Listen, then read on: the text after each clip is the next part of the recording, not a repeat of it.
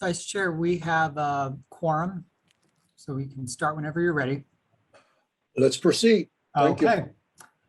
Good afternoon and welcome to the New York City Planning Commission Review Session for Monday, September 20th, 2021.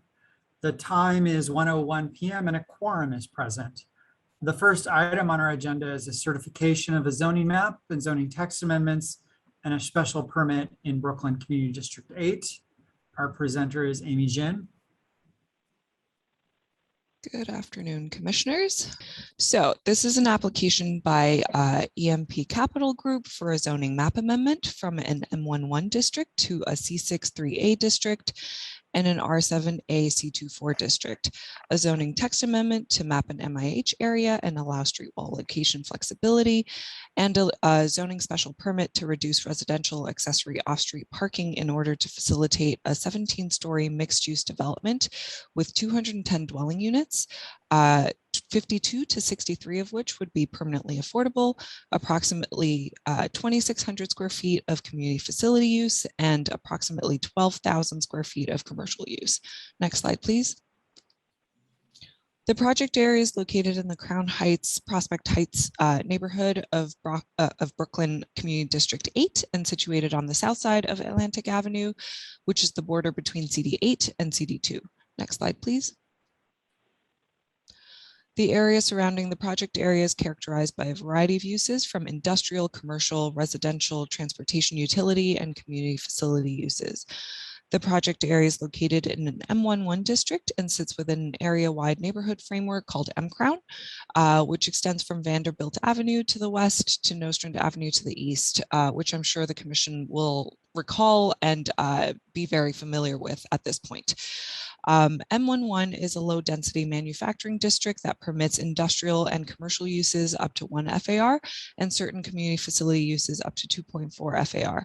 Buildings in M11 districts have a maximum street wall height of 30 feet, after which heights are governed by a sky exposure plane. The area to the north of the project area is zoned R7A and was contextually rezoned in 2007 as a part of the Fort Greene Clinton Hill rezoning, while the area further south of the N11 district was contextually rezoned in 2013 as a part of the Crown Heights West rezoning. Both contextual rezonings were for the purposes of preserving neighborhood scale and character while allowing for residential growth to facilitate affordable housing along major corridors. Next slide, please. Oh, sorry, please stay on the previous slide. So if the Commission will recall, 2 private applications were adopted in 2019 in the surrounding area and another in 2020. We can see those on the map here. So 1010 Pacific and 1050 Pacific, which are around the intersections of Classen and Pacific, were rezoned from an M11 district to an R7A C24 at 1010 Pacific and rezoned from an M11 to an M14 R7A at 1050 Pacific. Grandin Pacific to the west of that was rezoned from an M11 district to R7 DC24 on the northern side of Pacific Street and R7 AC24 on the southern side of Pacific Street. Additionally, the Commission will recall that recently the project at 1045 Atlantic Avenue was certified and entered into ULURP, and Jesse will talk more about that later on today. Next slide, please. So here's a view of the bird's eye perspective looking north at the development site, which is shaded in yellow. This segment of Atlantic Avenue is classified as a wide street at 120 feet in width, while Grand and Classen Avenues are both one-way narrow streets. Atlantic Avenue serves as a major east-west arterial that connects downtown Brooklyn with Queens and is also a designated truck route by DOT. The area surrounding the project area has a variety of building types. The buildings found along Atlantic Avenue and the surrounding area are predominantly non-residential in use, with industrial, commercial, and some mixed-use buildings present rising between 1 and 2 stories. South of Atlantic Avenue, we can see predominantly non-residential use as well, with some open parking uses. Further north along Fulton Street, the area transitions back to commercial, community facility, and mixed-use buildings, with the built form between 3 and 10 stories tall, with a high concentration of ground floor commercial uses. The area is well served by public transportation and within a transit zone. 2 blocks to the north is the Franklin Avenue subway station, which provides access to the C line and the S shuttle. The B26, 25, 48, and 49 are also all accessible within a couple of blocks of the project area. Next slide, please. So the project area consists of the eastern portion of block 1125, bordered by Atlantic Avenue to the north, Pacific Street to the south, and Classen Avenue to the east. The proposed development site consists of 2 lots, lot 29 and 33, and has 160 feet of frontage along Atlantic Avenue and 60 feet of frontage along Pacific Street. The development site has a combined lot area of 24,000 square feet and are all under applicant ownership. Next slide, please. Here's some photos of the site today. This is along the Atlantic Avenue frontage where we see a 2- and 1-story warehouse. Next slide, please. Here are some photos of the site from the Pacific Street frontage, which consists of a 2-story warehouse. Next slide, please. The applicant proposes a 17-story mixed-use building totaling approximately 143,000 square feet, or 7.93 FAR, comprised of 210 dwelling units, of which 52 to 63 would be made permanently affordable, as well as approximately 12,000 square feet of commercial space and approximately 2,600 square feet of community facility space. Additionally, 20 parking spaces are provided within the cellar of the building, which is accessible via curb cut along Pacific Street. There are 2 towers within this development that share a 1-story base, so effectively it is one development, one building with 2 separate towers. Here we see the Atlantic Avenue frontage, which consists of a building with a total height of 175 feet, and this tower will contain 174 dwelling units. Next slide, please. And here is the Pacific Street frontage, which is outlined in yellow. This building has a building height of 95 feet and contains 36 dwelling units. Next slide, please. This is a view of the proposed development from the Pacific Street side, looking northeast, where you can also see the Atlantic Avenue tower. Next slide, please. And here's a site plan where you can see the applicant proposed an approximately 7-foot setback along Atlantic Avenue to provide more sidewalk space.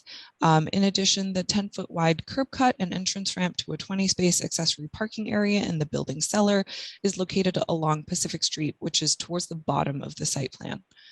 Next slide, please.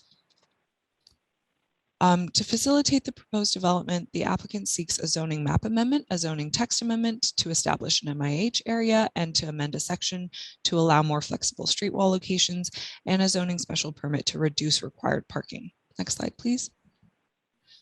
The applicant requests a zoning map amendment from M11 to C63A district along the northern portion of the block and R7A C24 along the southern portion of the block, both 315 feet deep from Classen Avenue. C63A is a contextual mixed-use district with an R9A equivalent that allows a maximum FAR of 6.0 for commercial uses, 8.5 for residential uses, and 7.5 for community facility uses. There's a maximum base height of 125 feet and a maximum building height of 175 feet. Off-street parking is required for 40% of market rate dwelling units. R7A is a contextual residential district that allows a maximum FAR of 4.6 for residential uses and 4 for community facility uses. There's a maximum base height of 75 feet and a maximum building height of 95 feet. Off-street parking is required for 50% of the dwelling units. And C24 is a commercial overlay that allows for up to 2 FAR for commercial uses. Next slide, please. The applicant requests a zoning text amendment to establish an MIH area under options 1 and 2. The applicant has not indicated which option they intend to select, and they intend to seek input from the community board and the community at large when they're deciding which option to go with. Next slide, please. So the applicant seeks another text amendment to amend a section which would apply special street wall regulations to zoning lots with frontages on Atlantic Avenue within C6-3A districts in Brooklyn's Community District 8. The underlying regulations for C6-3A require that the street wall for mixed-use developments be located at the street line for nearly the entire frontage. The proposed text will allow the site to set back from the street wall facing Atlantic Avenue an approximate 7 feet and reduce the street wall location required to 70% of the aggregate width of the frontage. This would enable the sidewalk to effectively widen from the current width of 13 feet to a proposed width of 20 feet, shown in the site plan provided by the applicant, essentially enhancing the streetscape condition. Next slide, please. And lastly, the applicant seeks a zoning special permit pursuant to section 74-533 to reduce the number of accessory residential off-street parking spaces from 57 to 68 to 20 spaces. The reason for this range is because the applicant is uncertain whether DOB would consider this project 1 or 2 buildings, since it shares a ground floor base and is actually 1 building, but depending on how DOB would read it, it would change the calculations for required parking. But they intend to provide 20 spaces in their building. Next slide, please. And to wrap up, as I mentioned earlier, the project area is within the M-Crown framework area. The framework identifies this as the Atlantic Avenue mixed-use sub-area where a high-density mix of commercial and residential uses are appropriate. This takes into account the area's proximity to transit and to downtown Brooklyn, as well as the width of Atlantic Avenue and its nature of being a major corridor. Here on this map, I've highlighted a couple of past rezonings in the area that are in a lighter pink. And then I've also pointed out 1045 Atlantic Avenue, which is sort of catty corner from this project. You'll also see 840 Atlantic, which Jonah will speak to more about later today.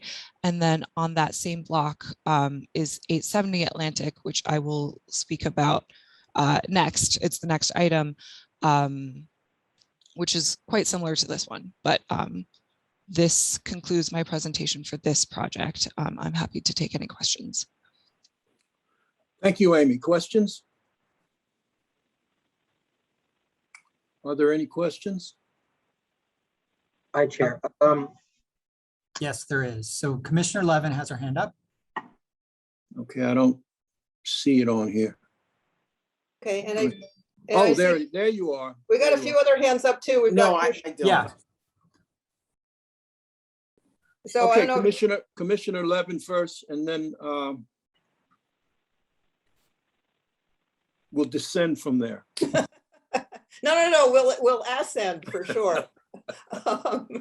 But kudos to you, Mr. Vice Chair, for wrangling all this new technology. Glad to have you in charge. Yeah. Amy, it won't be a surprise to hear me ask about the distance between this application and the M-Crown framework. This is one more application on a site that I think we all recognize is appropriate for significant upzoning to allow for residential, but this is a step beyond what is reflected in the M-Crown framework. The same is true of 1045 Kitty Corner across the street. The same was true of 840 Atlantic. The same is going to be true of 870 Atlantic. And so I'll just put that issue out there and look forward to a robust discussion with the public comment here. But I think at this point, we just have to recognize that the department is obviously very skeptical about the framework, notwithstanding the fact these are all private applications. I recognize that. But we've got a significant difference of opinion between the community and the staff, I think, about appropriate zoning here. So to be continued. Then on an easier topic, the 2 towers, you indicated that DOB was still trying to figure out if this was 1 building or 2. What does that do to the distribution of the MIH units? Will they be equally distributed through the 2 towers? So I think this is one building, right? They share a base. They share a 1-story base across the entire site. We're not I think the applicant is just uncertain how DOB will read it. I'm not sure about the distribution of the MIH units, but we can get back to you on Okay, that. yeah, so let's just hope that the low-income units are not going out back and the market rate units up front in the tower. It's important that they be distributed throughout. Thank you. You know, Amy, on that question, can you access either building from either entryway? I believe so, yes. So we specifically asked them to locate the curb cut for the parking access along the Pacific Street frontage because we wanted to, so a part of the text amendment for the sidewalk widening is so that we want to enhance the streetscape on Atlantic Avenue. And so minimizing curb cuts along Atlantic Avenue was one of our goals. But because it's one building, there's access on both ends for the same building. Okay, thank you. Commissioner Dweck to be followed by Commissioner Rampershaw, to be followed by Commissioner Ortiz, and then Commissioner Marin.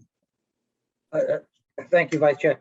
I think Commissioner Levin touched on my points. Again, I would just anticipate some issues about the height, and if the applicant would probably, if it'd be prepared to, at some point when his discussions with the community board take place, to come back with alternative plans. I'm sure that the community board is going to have a problem with the height too on this location. Thank you. Commissioner Rampershaw. Yeah, I too share the same concerns with the height as Commissioner Levin and Commissioner Dweck mentioned. But I also would like to know at what point or what is the applicant doing to address this issue with DOB, not showing how DOB will interpret? Have they already reached out to them, or when are they planning to do that? If we can find that out, it'll be good to know. Okay, Thank you. yes, I will find out and get back to you.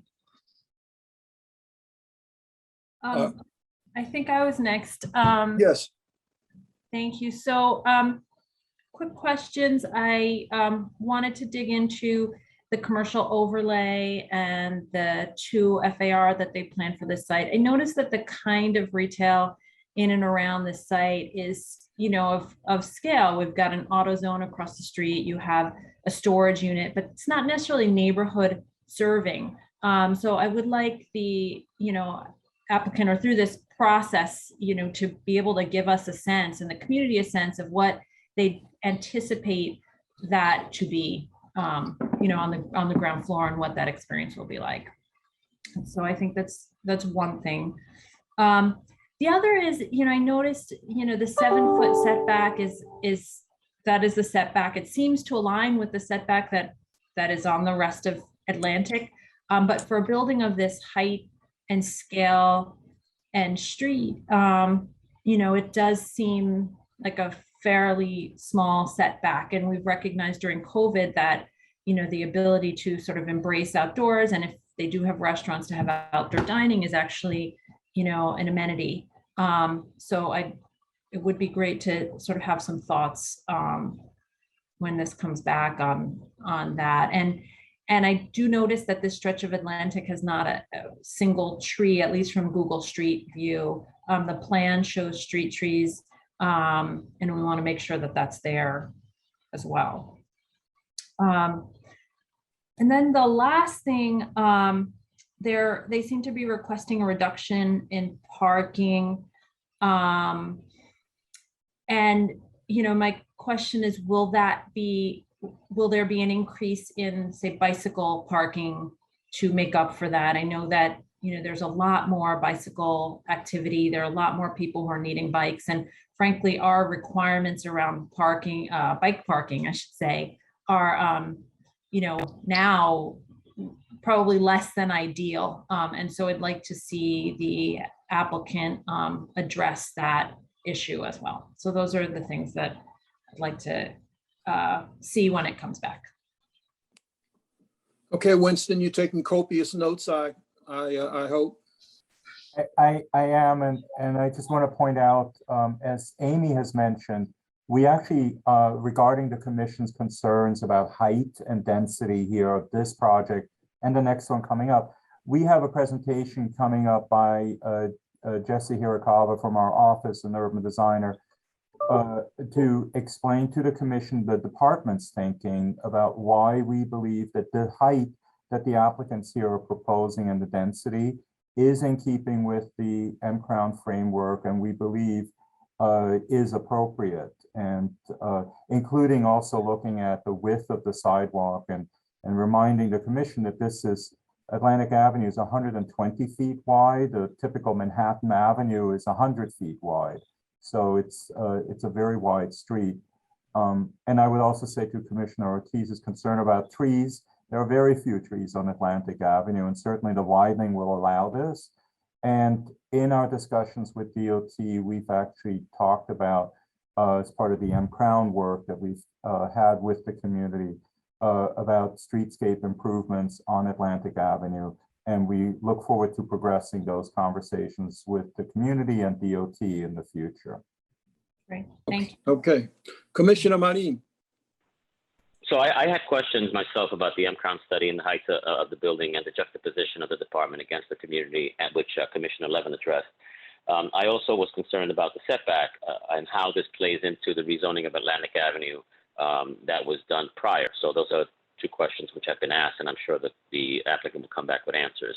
The one that I really want to stress is something that Anna hit on nail on the head is the parity of MIH units to the market rate units. And I would posit that if they're in two separate buildings, if the buildings department determines this is two separate buildings, then there should be MIH in both. If they determine it's in one building, I would also posit that the unit should not be, the MIH unit should not be placed in the back where there's no view. So I concur with Commissioner Levin. I just want to stress that point. So thank you. Okay. Any other questions on this matter? If not, the application is certified. All right. The second item on our agenda is a certification of a zoning map and zoning text amendments and a special permit in the same community district and with our same presenter. Amy. So this is an application by Y&T Development LLC for a zoning map amendment from an M11 district to a C63A district, a zoning text amendment to map an MIH area and allow street wall location flexibility, and a zoning special permit to reduce residential accessory off-street parking in order to facilitate a new 17-story mixed-use development with 228 dwelling units, 69 of which would be permanently affordable, ground floor retail, and community facility use. Next slide, please. So as I mentioned in the previous presentation, some of this will feel a little bit repetitive. I'm going to try to do my best to make the distinction between the two project areas, but they are quite similar. So since they're only 3 blocks apart from one another. So the project area is located in the Prospect Heights neighborhood of Brooklyn CD8 and situated on the south side of Atlantic Avenue, which is the border between CD8 and CD2. Next slide, please. The area surrounding the project area is characterized by a variety of uses from industrial, commercial, residential, transportation utility, and community facility uses. The project area is located in an M11 district and sits within an area-wide neighborhood framework called M-Crown, which extends from Vanderbilt Avenue to the west to Nostrand Avenue to the east.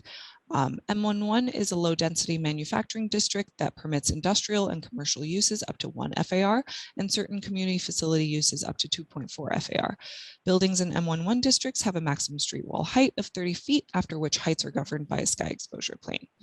The area to the north of the project area is zoned R7A and was contextually rezoned in 2007 as a part of the Fort Greene Clinton Hill rezoning, while the area further south of the M11 district was contextually rezoned as a part of the Prospect Heights rezoning in 1994. Both contextual rezonings were for the purposes of preserving neighborhood scale and character and allowing for modest growth, modest residential growth. The Commission will recall again, that there are a number of other private applications in the area, and of note is that this is on the same block as 840 Atlantic. It is directly adjacent to it, which is currently in ULURP, and Jonah will be speaking to you later about the potential council modification for that project. Next slide, please. Here's a view of the bird's eye perspective looking north at the development site, which is shaded in yellow. This segment of Atlantic Avenue is classified as a wide street at 120 feet in width. Vanderbilt Avenue is also classified as a wide street at 100 feet wide, and Underhill Avenue is a two-way narrow street. Atlantic Avenue serves as a major east-west arterial that connects downtown Brooklyn with Queens and is also a designated truck route by DOT, while Vanderbilt is an active local commercial corridor with many restaurants and retail stores at street level. The area surrounding the project area has a variety of building types. So the buildings found along Atlantic Avenue in the immediate area are predominantly mixed residential and industrial with some open parking as well. Buildings rise to up to 8 stories tall. South of Atlantic Avenue, we can see predominantly residential and institutional uses.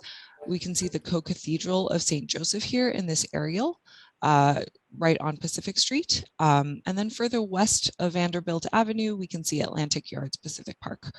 The area is well served by public transit, and within the transit zone, Clinton Washington Station of the C line is a block north, and there are a number of buses that run here, including the B25, 26, 45, 65, and 69.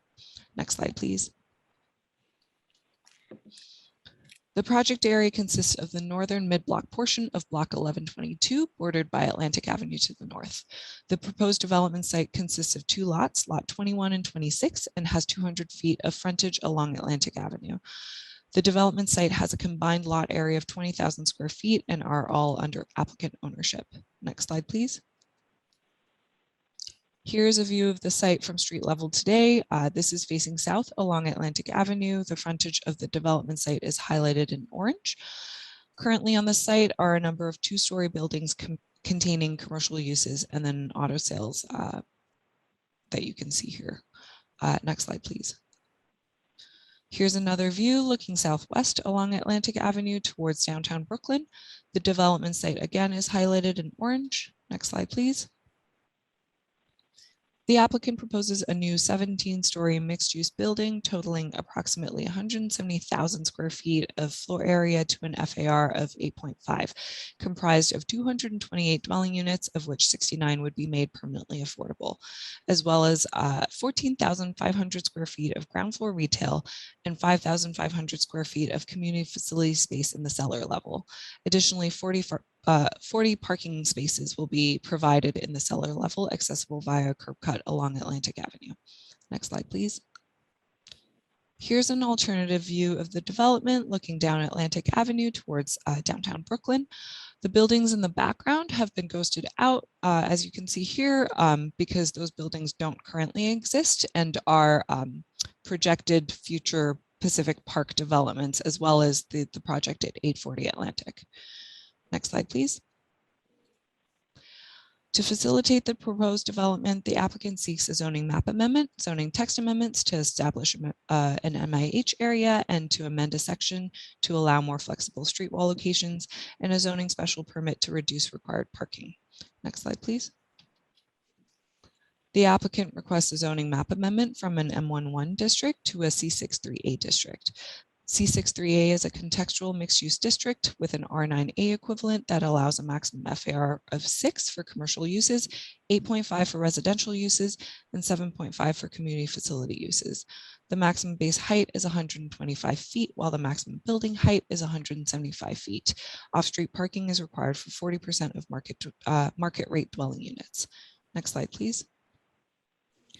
The applicant requests a zoning text amendment to establish an MIH area under options 2 and 4. Option 2 requires that 30% of the residential floor area be permanently affordable to an average of 80% AMI. Option 4, the workforce option, requires that 30% of the residential floor area be available to households with incomes averaging 115 AMI. The applicant intends to select the workforce option for this project. Next slide, please. The applicant seeks another zoning text amendment to amend a section which would apply special street wall regulations to zoning lots with frontages on Atlantic Avenue within C63A districts in Brooklyn's Community District 8. The underlying regulations for C63A require that the street wall for mixed-use developments be located at the street line for nearly the entire frontage. The proposed text would allow the site to set back from the street wall along Atlantic Avenue by approximately 8 feet and reduce the street wall location required to 70% of the aggregate width of the frontage. This would enable the sidewalk to effectively widen from the current width of approximately 12 feet to a proposed width of 20 feet, which we can see here in the site plan. Next slide, please. Oh, sorry, one more back. Thank you.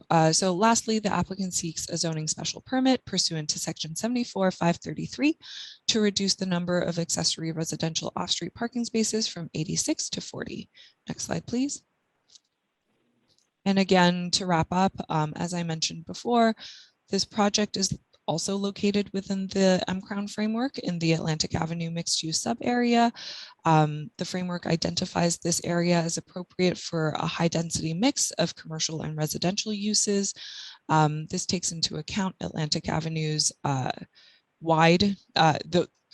This takes into account the width of Atlantic Avenue and its nature of being a major corridor, as well as this area's general proximity to transit and to downtown Brooklyn. This concludes my presentation. I'm happy to take any questions. Questions? Commissioner Ortiz has her hand up and Commissioner Levin. I think Commissioner Levin's first. Okay.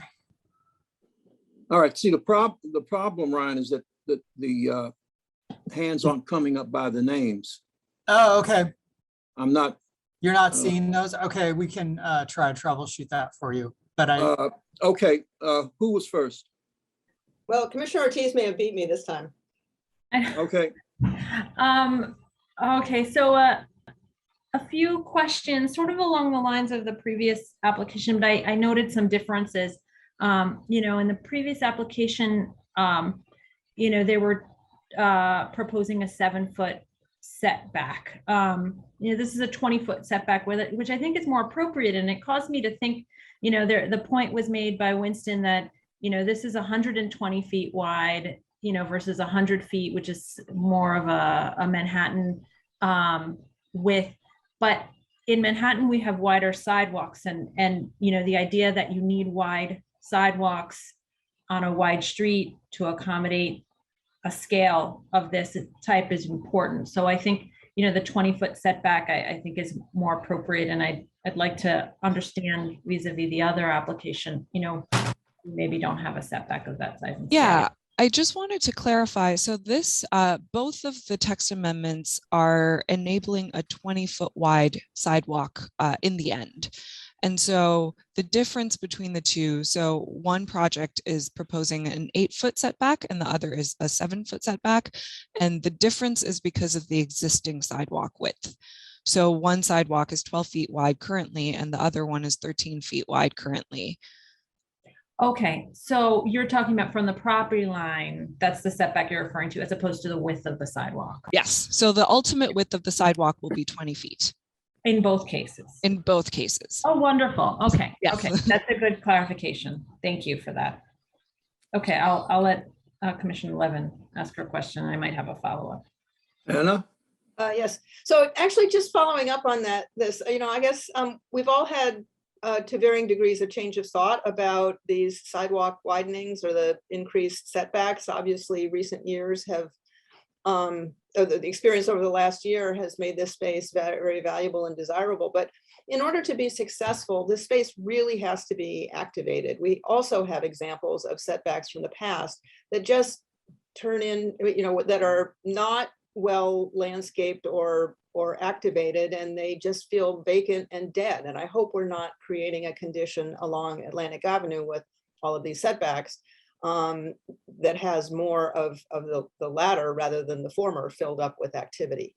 So anyway, just putting that out there. And also, I'm not going to repeat my speech about the M-Crown framework, except to note it in case people are listening only to this discussion and not to the one that we just had.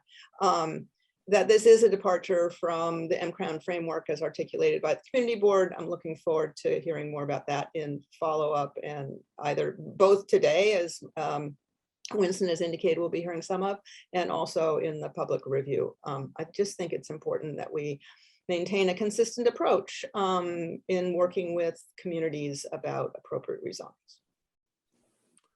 Thank you. Commissioner Ortiz, did you have another question? Yeah, thank you. I just wanted to again sort of revisit the commercial space here. I don't know, in my packet, I didn't receive the briefing summaries, just these you know, PowerPoint PDFs. So I may have missed it, but how much retail are they proposing at this location? Give me 1 second. They are proposing 14,500 square feet of ground floor retail. Okay, so I'm interested as a department in, you know, how all these small little clumps of retail connect, and what our vision, our retail vision is for Atlantic. In general, we have very vibrant corridors around here: Washington Avenue, Vanderbilt, Fulton, that really serve the needs of their communities very, very well. And you know, I think Atlantic Avenue has the potential to support a tremendous amount of new retail that could be detrimental to those districts. And if we don't have, you know, if we're not thinking and strategizing about what we want Atlantic to be from a ground floor experience, I think we're putting those neighborhood corridors at risk. So I would like, you know, to think about not just this 14,000 square feet, but you know, how this all connects, and especially since we're looking at, you know, an application down the street. Okay, Commissioner Burney. Oh, thank you. I just wanted to chip in my 2 cents on the sidewalk widening question. And I think that going from a 15 feet to a 20-foot sidewalk does not trigger the kind of plaza deserts that Commissioner Levin's fearing. I think by the time you put in the tree pits and the hydrants and the bus stops and the benches and so on, you actually need that little bit of extra breathing room for pedestrian circulation. So I'm very happy to see a 20-foot sidewalk all the way down Atlantic, I would say. Okay. Other questions, observations? There being none, this project is certified. Thank you. Thank you, Amy. The third item on our agenda is a certification of an amendment to a previously approved urban renewal plan in Brooklyn Community District 5. Our presenter is Karina Leon. Good afternoon, commissioners. Next slide. Okay, so this is an application by the Department of Housing Preservation and Development, or HPD, for an amendment to the East New York 1 Urban Renewal Plan. HPD is proposing to change the designated use of a single site, which would facilitate the development of a 3-story building with 4 affordable rental units at 303 Hinsdale Street in the East New York neighborhood of Brooklyn Community District 5. Next slide. The East New York 1 Urban Renewal Plan was established in 1986 and is in effect through 2026 to help facilitate affordable rental and home ownership opportunities for low-income households and to support new commercial and community facility development in the area. It's been amended 4 times to add more sites and to change the use of some sites, and was most recently amended in 2019 to change the use of a site from open space to residential and community facility, in order to support a 70-unit affordable and supportive housing project at 461 Alabama Avenue. Site 122, which is the subject of this application, was added to the East New York urban renewal area, along with more than 40 other sites in the second amendment to the plan, which occurred in 1994. As stated in the CPC report and materials that accompanied the urban renewal plan, Site 122 was intended for residential use. However, at that time, the land use was recorded via a land use plan, as shown here on the right, and it's not clear from this map what the land use of Site 22 actually was. When the urban renewal plan was amended for a third time in 2013 to facilitate a large-scale development called Livonia Commons, the URP was also updated to use a table format rather than the land use plan to record the designated use for sites in the urban renewal area. With this update, Site 122 was erroneously assigned a land use designation of open space, and this mistake went unnoticed until recently. HPD has said they always contemplated Site 122 for residential development and included the site in a 2014 RFQ for residential projects. As part of a group of small sites, Site 122 received City Council approval for a UDAP in March of this year. Next slide. Looking at the surrounding area, you can see that there's a wide mix of uses, including low-scale residential, 3-story mixed-use buildings with ground floor commercial and residential above, and then as well as elevator apartment buildings. Community facility uses include daycare and schools, and nearby open spaces include playgrounds along Williams Avenue. The residential and supportive housing project that was facilitated by the most recent URP amendment is located on the block west of the development site. Blocks to the north and west of the immediately surrounding area are part of the East New York Industrial Business Zone and contain heavy uses such as auto body shops and warehousing and distribution. The development site is located in an R6 zoning district, which allows up to 2.43 residential FAR under height factor regulations or 2.2 FAR under quality housing regulations.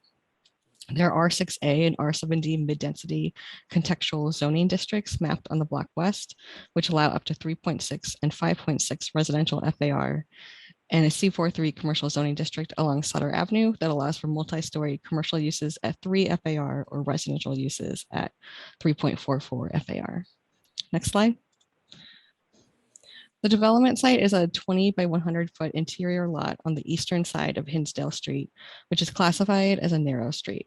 As you can see in the photos, the site is vacant and sits in between 2-story row houses. Next slide. These images show the view up and down Hinsdale Street. Next slide.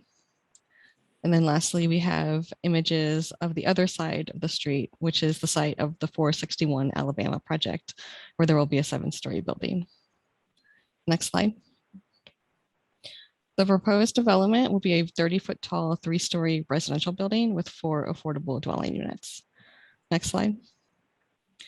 In order to facilitate this project, HPD is requesting approval for an amendment to the East New York 1 Urban Renewal Plan to change the designated use of Site 122 from open space to residential use in the URP.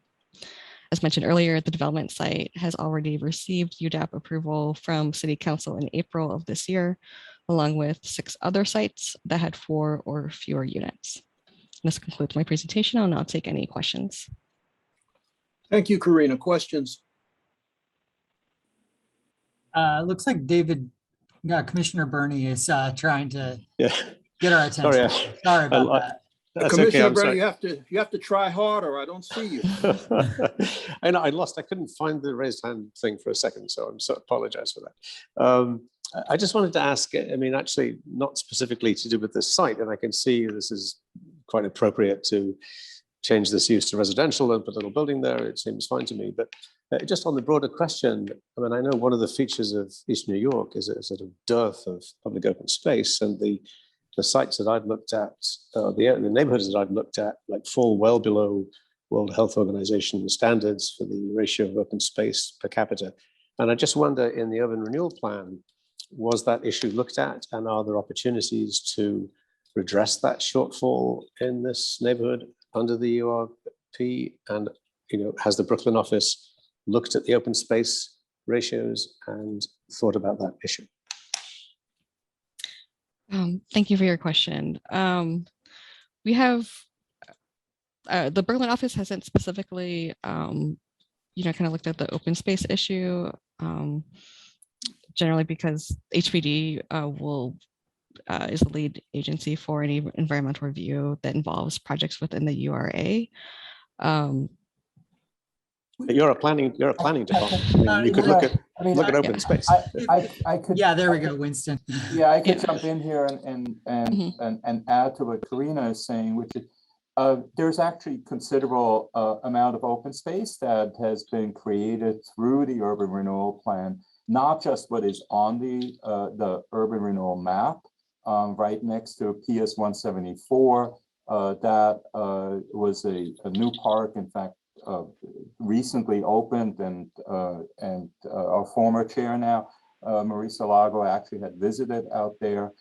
There is a formerly mapped park that has remained as a park and open space resource just a few blocks away on Riverdale Avenue and Van Sinderen that has received renovation. And there's open space within the NYCHA Unity Plaza development. And as part of the Livonia Commons project, there is a boys club proposed there, so that there is a space here for recreation. Plus, there is a large open space across Pennsylvania Avenue at IS 290, I think it's 292, which was next to Pitkin Avenue and New Jersey Avenue.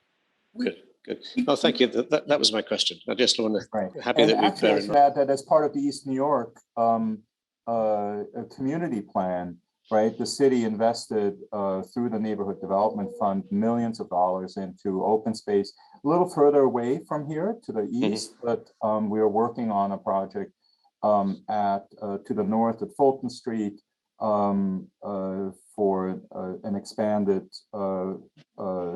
park there at the Broadway Junction subway station. Okay. Winston, Okay. Thank you, Winston. when this comes back, maybe just a slide that has a map identifying the open spaces, and we can just sort of, because I think it's a good question in light of the action. Absolutely. Yeah. That's right. Thank you, Winston. I was going to say, Commissioner Bernie, your point is well taken, although I suspect this specific site once contained housing. Yeah. Oh, yes, I'm sure it did. And it should again. Yeah. Yeah. Okay, any other questions? If not, this is certified. Thank you. Right.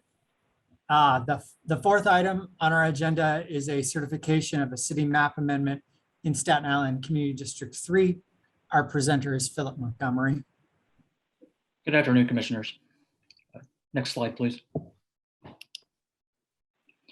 Yes, for certification, I have an application by the New York City Department of Transportation and the New York City Department of Design and Construction seeking an amendment to the city map.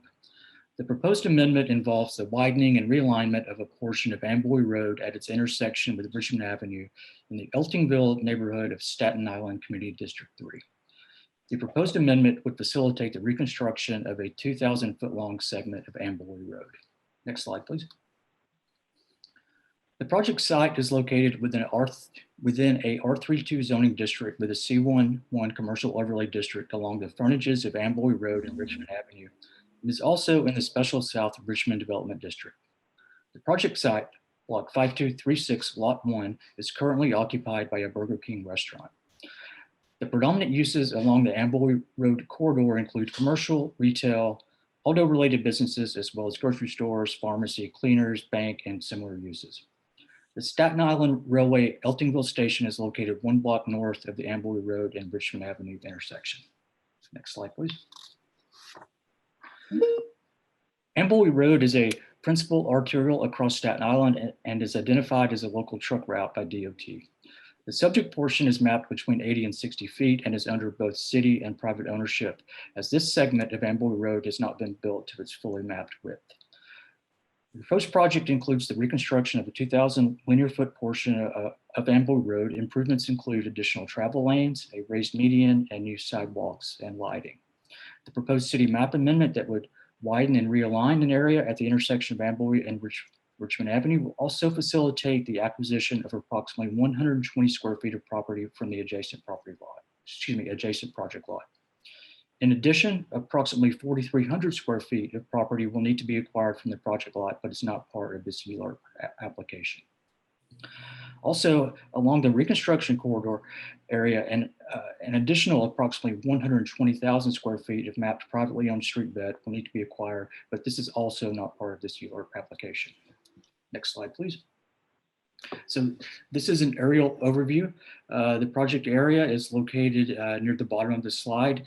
The area outlined in red is the area proposed to be acquired, and with the overall project reconstruction area spanning from Richmond Avenue on the southwest to Armstrong Avenue on the northeast.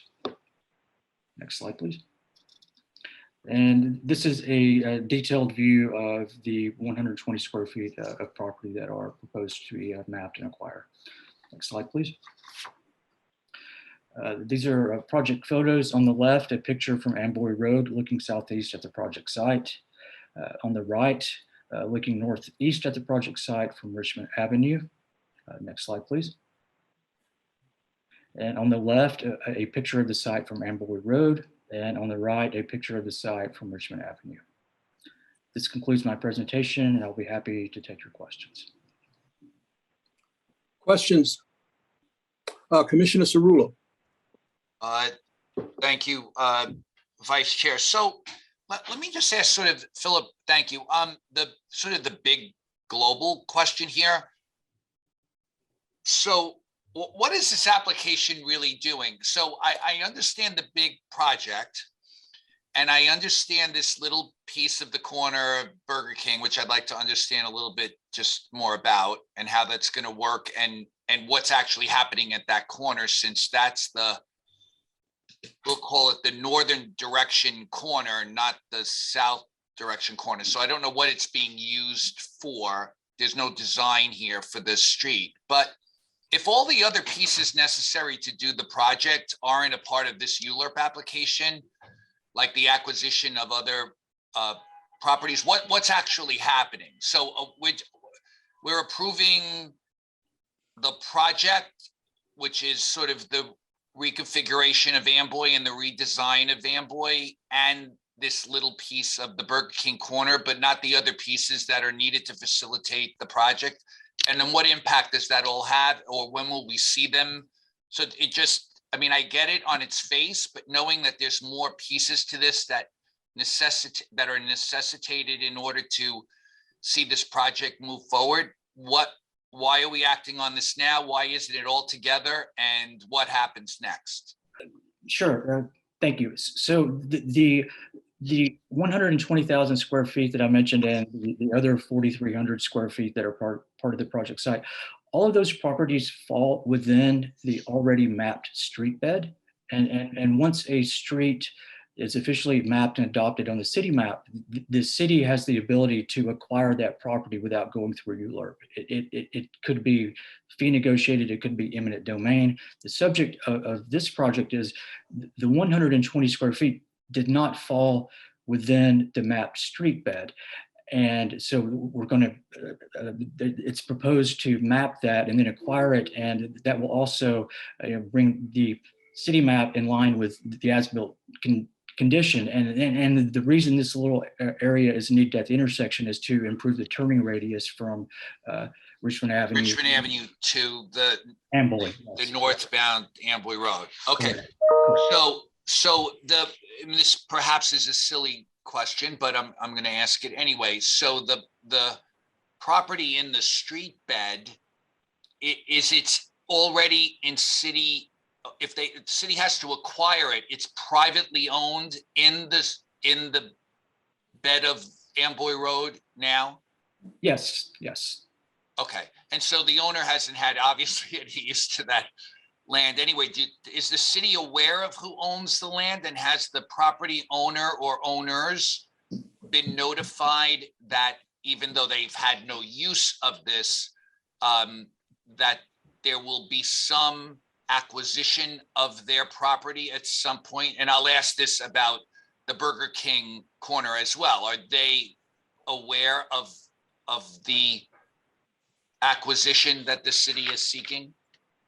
Yes, the Burger King site, which is the subject of this ULURP, they have been notified. I can't speak to as the other owners along the rest of the corridor, but I can follow up for you. Okay, and I would just say, so the redesign, it's really of the corner of the Burger King, that will, what we will see there will be not only a widening at the corner for the turn radius, but I'm assuming the pedestrian crossings, that's a major corner that will all be rebuilt so that there's obviously all the safety mechanisms and perhaps even ADA accessibility that doesn't exist today will all be part of the reconstruction. Yes, yes. And so then just to go back one step and then I'll finish up. The reason the other items are not part of this ULURP application, it's because they don't require ULURP at all. It isn't Right. that they're going to be in another ULURP application. Correct, correct. Thank you. Okay, I understand. Thank you. Thank you very much. Commissioner Burney. Yeah, I just wanted to offer something from my own experience on this, that these road widening projects on Staten Island, Amboy Road and others, it's been a saga that's been going on for a long time. And I remember when Jim Molinaro was borough president, getting many phone calls from him about why it wasn't getting on faster and blah, blah. And I mean, obviously some of the time it takes is capital allocation, but there is a big, at least the story I was told, quite a lengthy process of private property acquisition when you want to do road widenings. Yeah. And the law department, you know, painstakingly does all these, and as they come up, then they can get on and do the work. But that was one of the main reasons I was given why these things were done piecemeal. That there is an overall plan, but it just takes a while to put the pieces together. Yes, and I recall back in those days, if what ultimately is being constructed here is anywhere near the vision that was for this corridor over the last several years, it'll be quite that beautiful town center look that I remember talking about years ago. Yeah. Yeah, exactly. Yes. Okay, other questions, observations? If not, this is certified. Thank you. The fifth item on our agenda is a certification of a special permit in the Bronx Community District 6. Our presenter is Geethanjali Minarajesh. Good afternoon, Commissioners.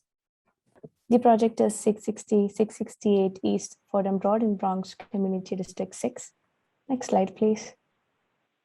The applicant Sherry Development LLC seeks a zoning special permit for development of 4 lots, 660, 668 East Fordham Road, Block 3091, lots 20, 22, 24, and 26.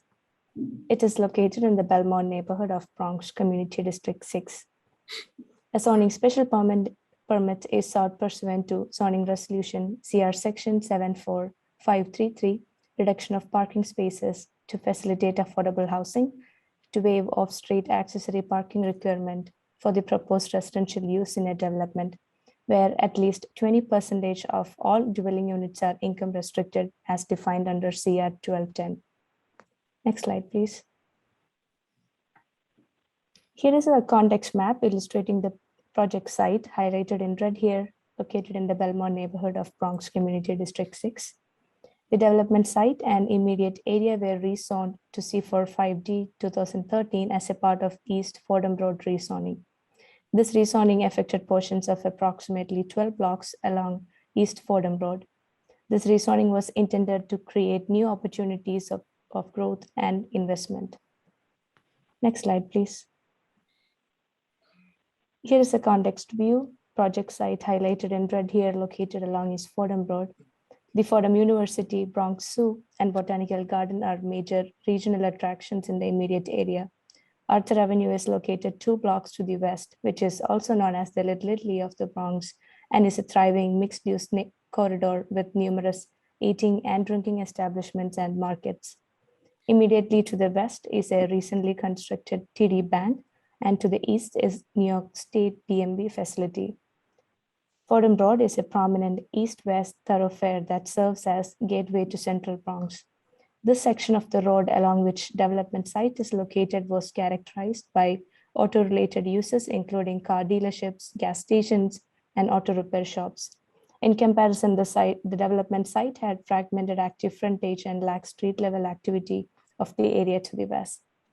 The area is very well served by mass transit.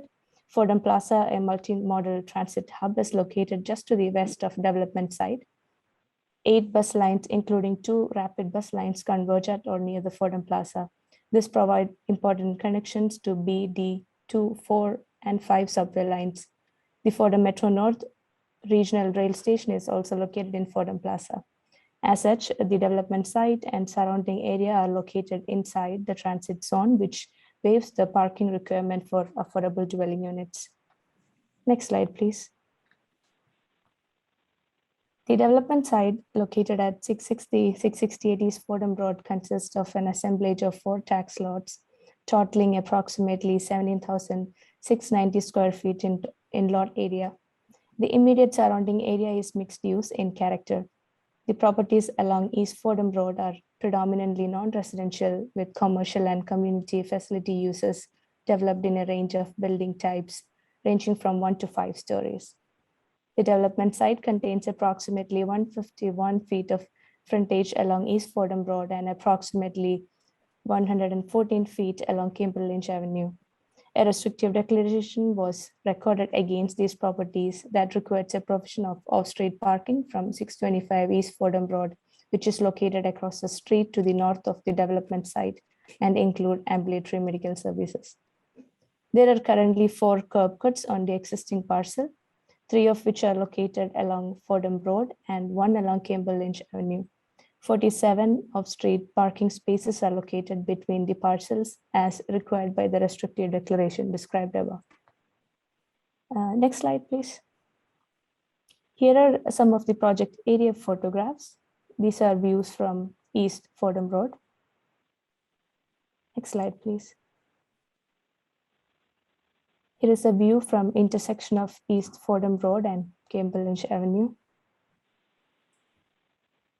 Next slide, please. Here is a floor plan illustrating the proposed development. There are 3 entrances from Kimberley Lynch Avenue, such as supermarket, residential, and vehicular entrances. And from East Fordham Road side, there is an entry to cellar, commercial entrance, and residential egress exit.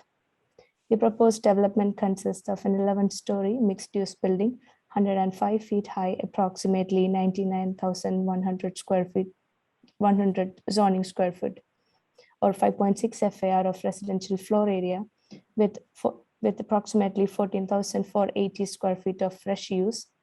This will give up to 145 dwelling units and 47 accessory parking spaces on the second floor for a total floor area of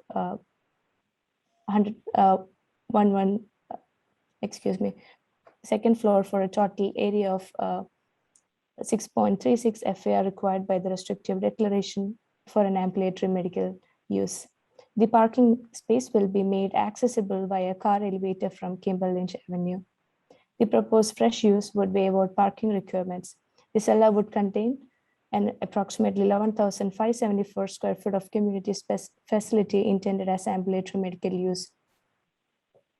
A detailed rationale for the special permit is also provided by applicant and referred in the briefing sheet. Next slide, please.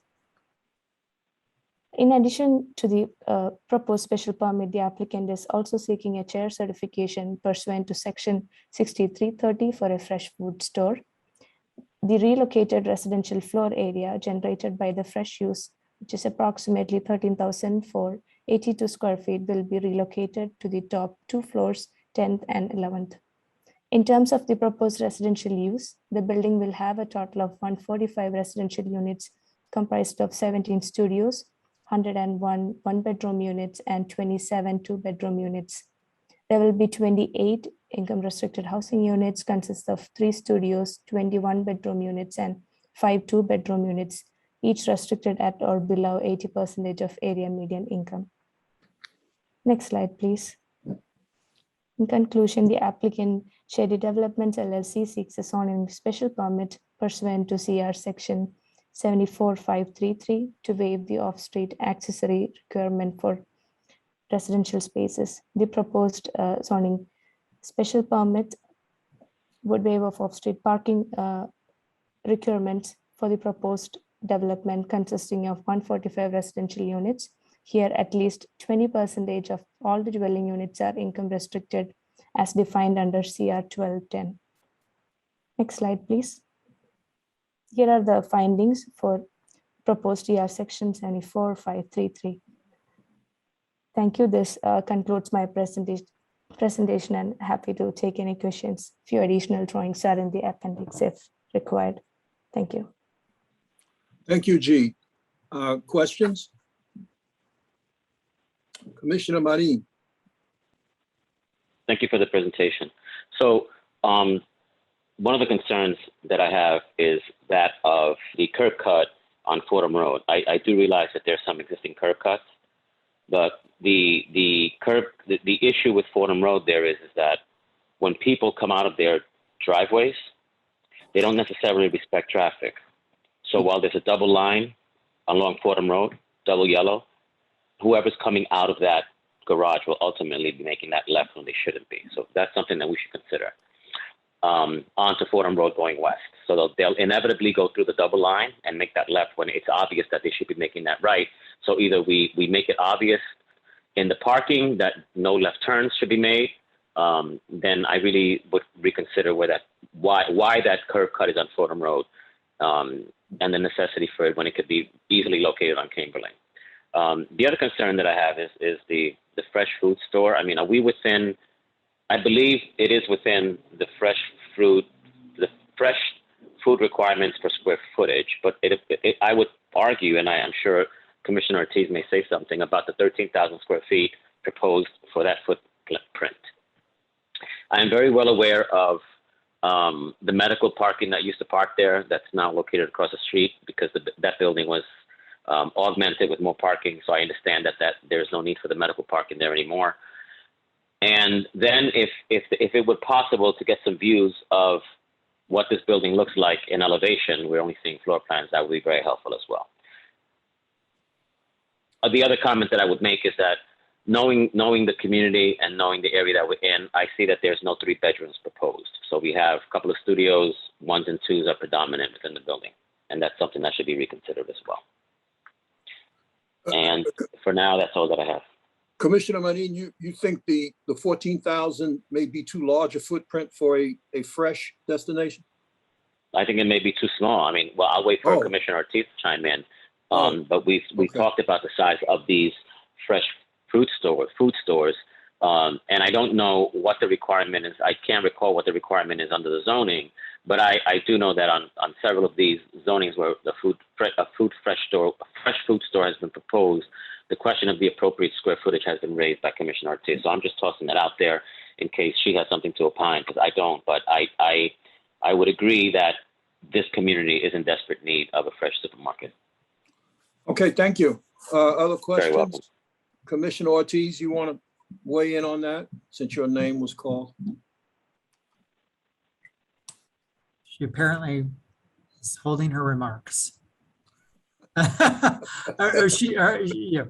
Also, we have the fresh text amendment up later, and so we can talk more generically about the requirements of that program too. So that's on the agenda. Okay, if there are no other, Thank you. are there any other questions regarding this project? If not, it is certified. Okay. The 6th item on our agenda is a pre-hearing review of a notice of intent to acquire office space in the Bronx Community District 8. Our presenter is Fernando Ortiz. As mentioned, my name is Fernando Ortiz, and I am before the commission today to present on 185th West 231st Street, which is for a proposal for the relocation of Community Board 8's district office. Next slide, please. The applicant for this proposal is the New York City Department of Citywide Administrative Services, known as DCAS. The location is 185th West 231st Street within the Kingsbridge Heights neighborhood in the Bronx, located within Community District 8. And the action requested is a notice of intent to acquire office space submitted by DCAS pursuant to Section 195 of the New York City Charter for use of property located at 185 West 231st Street for the relocation of Bronx Community Board 8's district office space. Next slide, please. As mentioned, the project site is located in Bronx Community Board 8. It is shown on the on the right image in red. It is 1 block east of the 1 subway line with the 231st Street, just 1 block west of the proposed site. Next slide, please. As mentioned, this project seeks to relocate Community Board 8's district office, which is currently in Northern Riverdale. Community Board 8 serves the neighborhoods of Riverdale, Kingsbridge, Kingsbridge Heights, Fieldston, Spite and Devil, Van Cortlandt Village, and Marble Hill.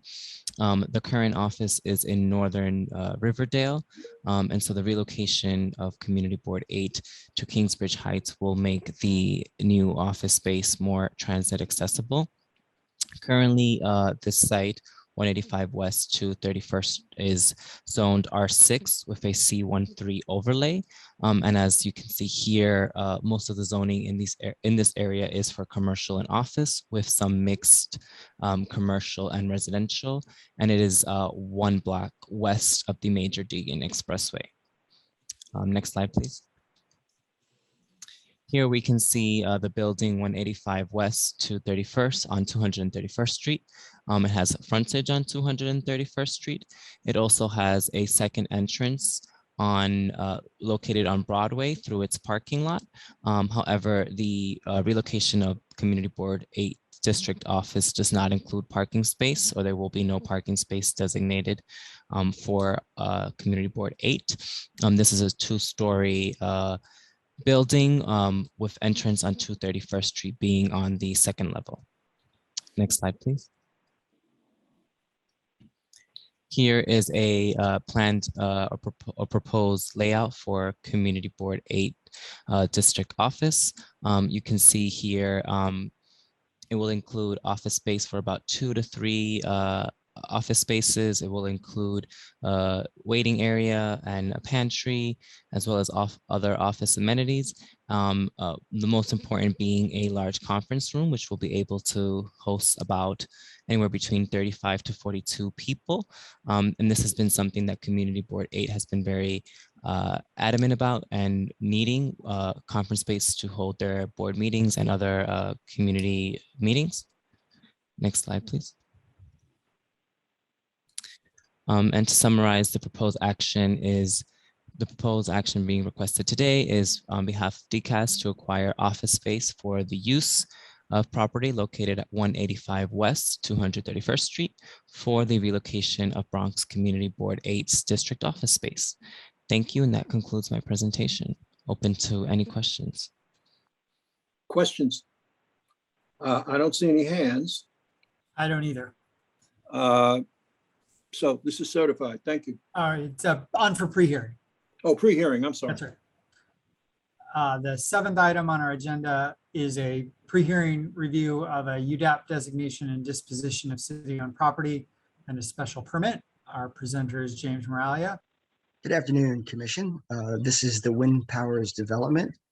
It was certified on May 17th, and it's located in the Mott Haven area of the Bronx. Next slide, please. The applicant was the Department of Housing Preservation and Development. There were 2 actions requested, if you recall. One was a special permit to increase the FAR from their residential permitted floor area to be able to use community facility FARs. The other was a designation of an urban development action area, the approval of an urban development action area program, and also the disposition of city-owned land. It was referred out to the community board and to the borough president. Community board 1 voted 2 in favor and 14 against, with 0 opposing, and the borough president recommended approval with no conditions. Next slide, please. I'll quickly go through the project to remind you of the details. Project, again, is in Mott Haven. It's just south of St. Mary's Park. The red outline is the subject site. You can see there's an outholding in the southwest corner. To the east of it is the proposed jail site, the tow pound site.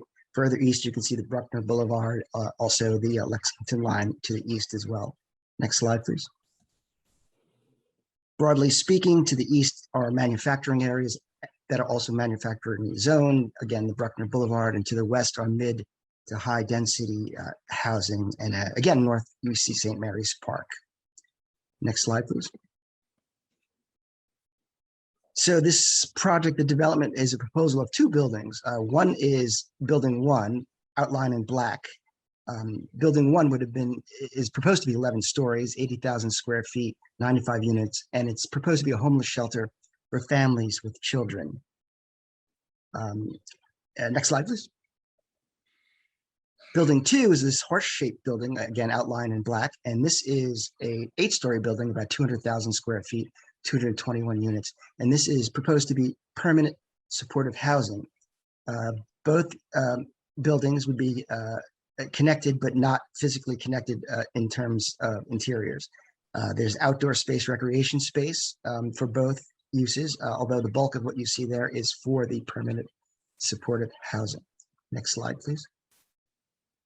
Here we see just building 1 constructed and the existing homeless shelter, that H-shaped building that's 3 stories tall next to it.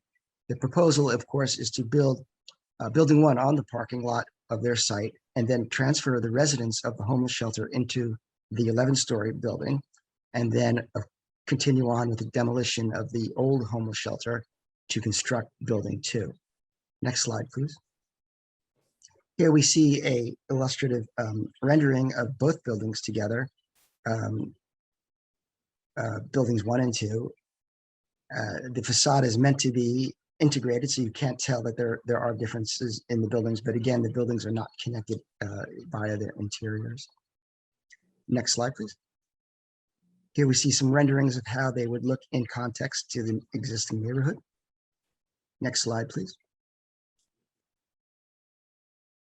Again, the special permit they're asking for is an increase in permitted floor area. The permitted floor area here is 2.43 under the R6. The proposal is 4.71, and the special permit would allow them to go up to 4.83. So they're not quite at the maximum allowed under the proposed special permit. A full discussion of these findings can be found in your briefing package. Next slide, please. There are also the actions of the Urban Development Action Area and the Urban Development Action Area Project, as well as the disposition of city-owned property. The conveyor, the development site will be conveyed to the developer by HPD in perpetuity, and the developer selected is Women in Need WIN. Next slide, please. And just to reiterate, the community board voted 2 in favor, 14 opposed, 0 abstaining, and the Bronx Borough President recommended approval with no conditions. Thank you. Thank you, Jim. Questions?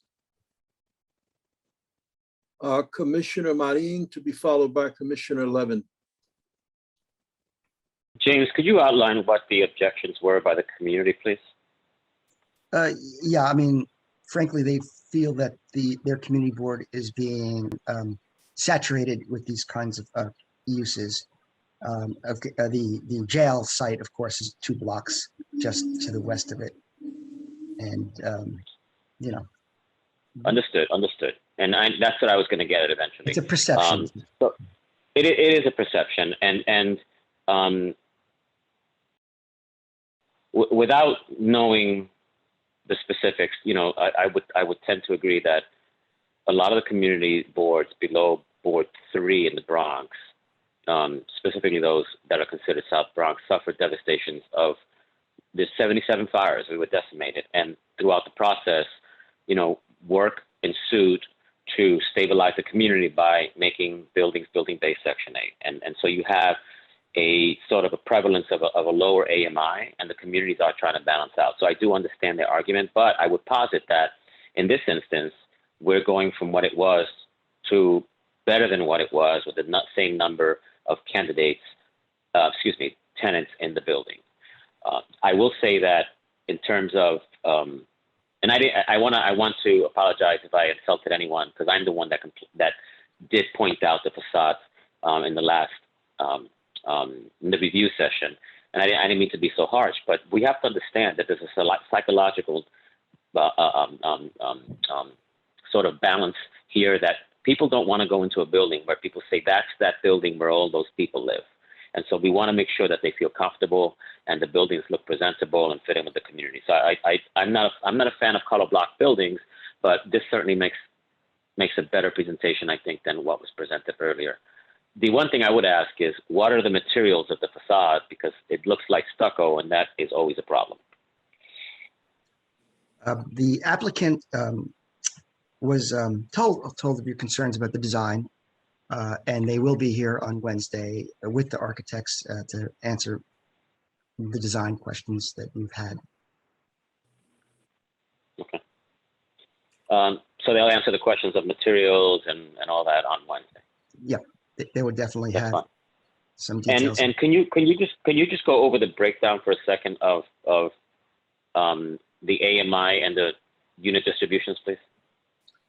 Well, they are one is a homeless shelter with families, and the other one is fully supportive housing, residential housing for women in need. So it's not necessarily a MIH. I know that, but that cohort also has an AMI. So I'm just trying to understand, because now we want to help the community understand, right, that it's not just a homeless shelter and it's not just a low AMI. We want to help them to understand that because it is a shelter and women in need, there is a lower AMI. I want to be able to help the community understand why this is not the detriment they think that it is. Okay, well, that's basically what I'm doing. Understood. I will definitely relay your question to HPD and the applicants, and they'll obviously be able to answer on Wednesday. Thank you. Thank you. Commissioner Levin. Commissioner Marine actually started with what my question was, which is whether there was any color or explanation for the community board and the borough president's recommendations in the package. I just saw the cover sheets. Did they submit any letters or texts that would elaborate? No. Okay. No, they did not. I'm sorry to say. And you just handled the elaboration. Thank you very much. Yeah, it's a matter of perception and feeling that they're being inundated. Okay, thank you. Other questions? If not, this is on for hearing on Wednesday. Thank you. Thank you. The eighth item on our agenda is a pre-hearing review of a zoning map and zoning text amendments in Brooklyn Community District 6. Presenter is Jonah Rogoff. Good afternoon, commissioners. Next slide, please. So this is an application returning for pre-hearing for a zoning map amendment from an M21 to a C4 4A district, and a zoning text amendment to map a mandatory inclusionary housing area to facilitate a new 5-story commercial building and 6-story commercial enlargements in the Gowanus neighborhood of Brooklyn within Community District 6. Next slide, please. Just a quick refresher, the project area is located along 3rd Avenue, an 80-foot wide mixed-use corridor with access to the F, G, and R subway lines a few blocks away along 9th Street. Directly to the east of the project area is the Southwest Brooklyn Industrial Business Zone, where commercial and industrial uses are concentrated. And then the area to the west is predominantly residential. Next slide, please. The project area, shown in a dotted blue line, encompasses 2 block frontages on the west side of 3rd Avenue between 11th and 13th Streets. The applicant proposes to develop on 2 sites, outlined and shaded in red.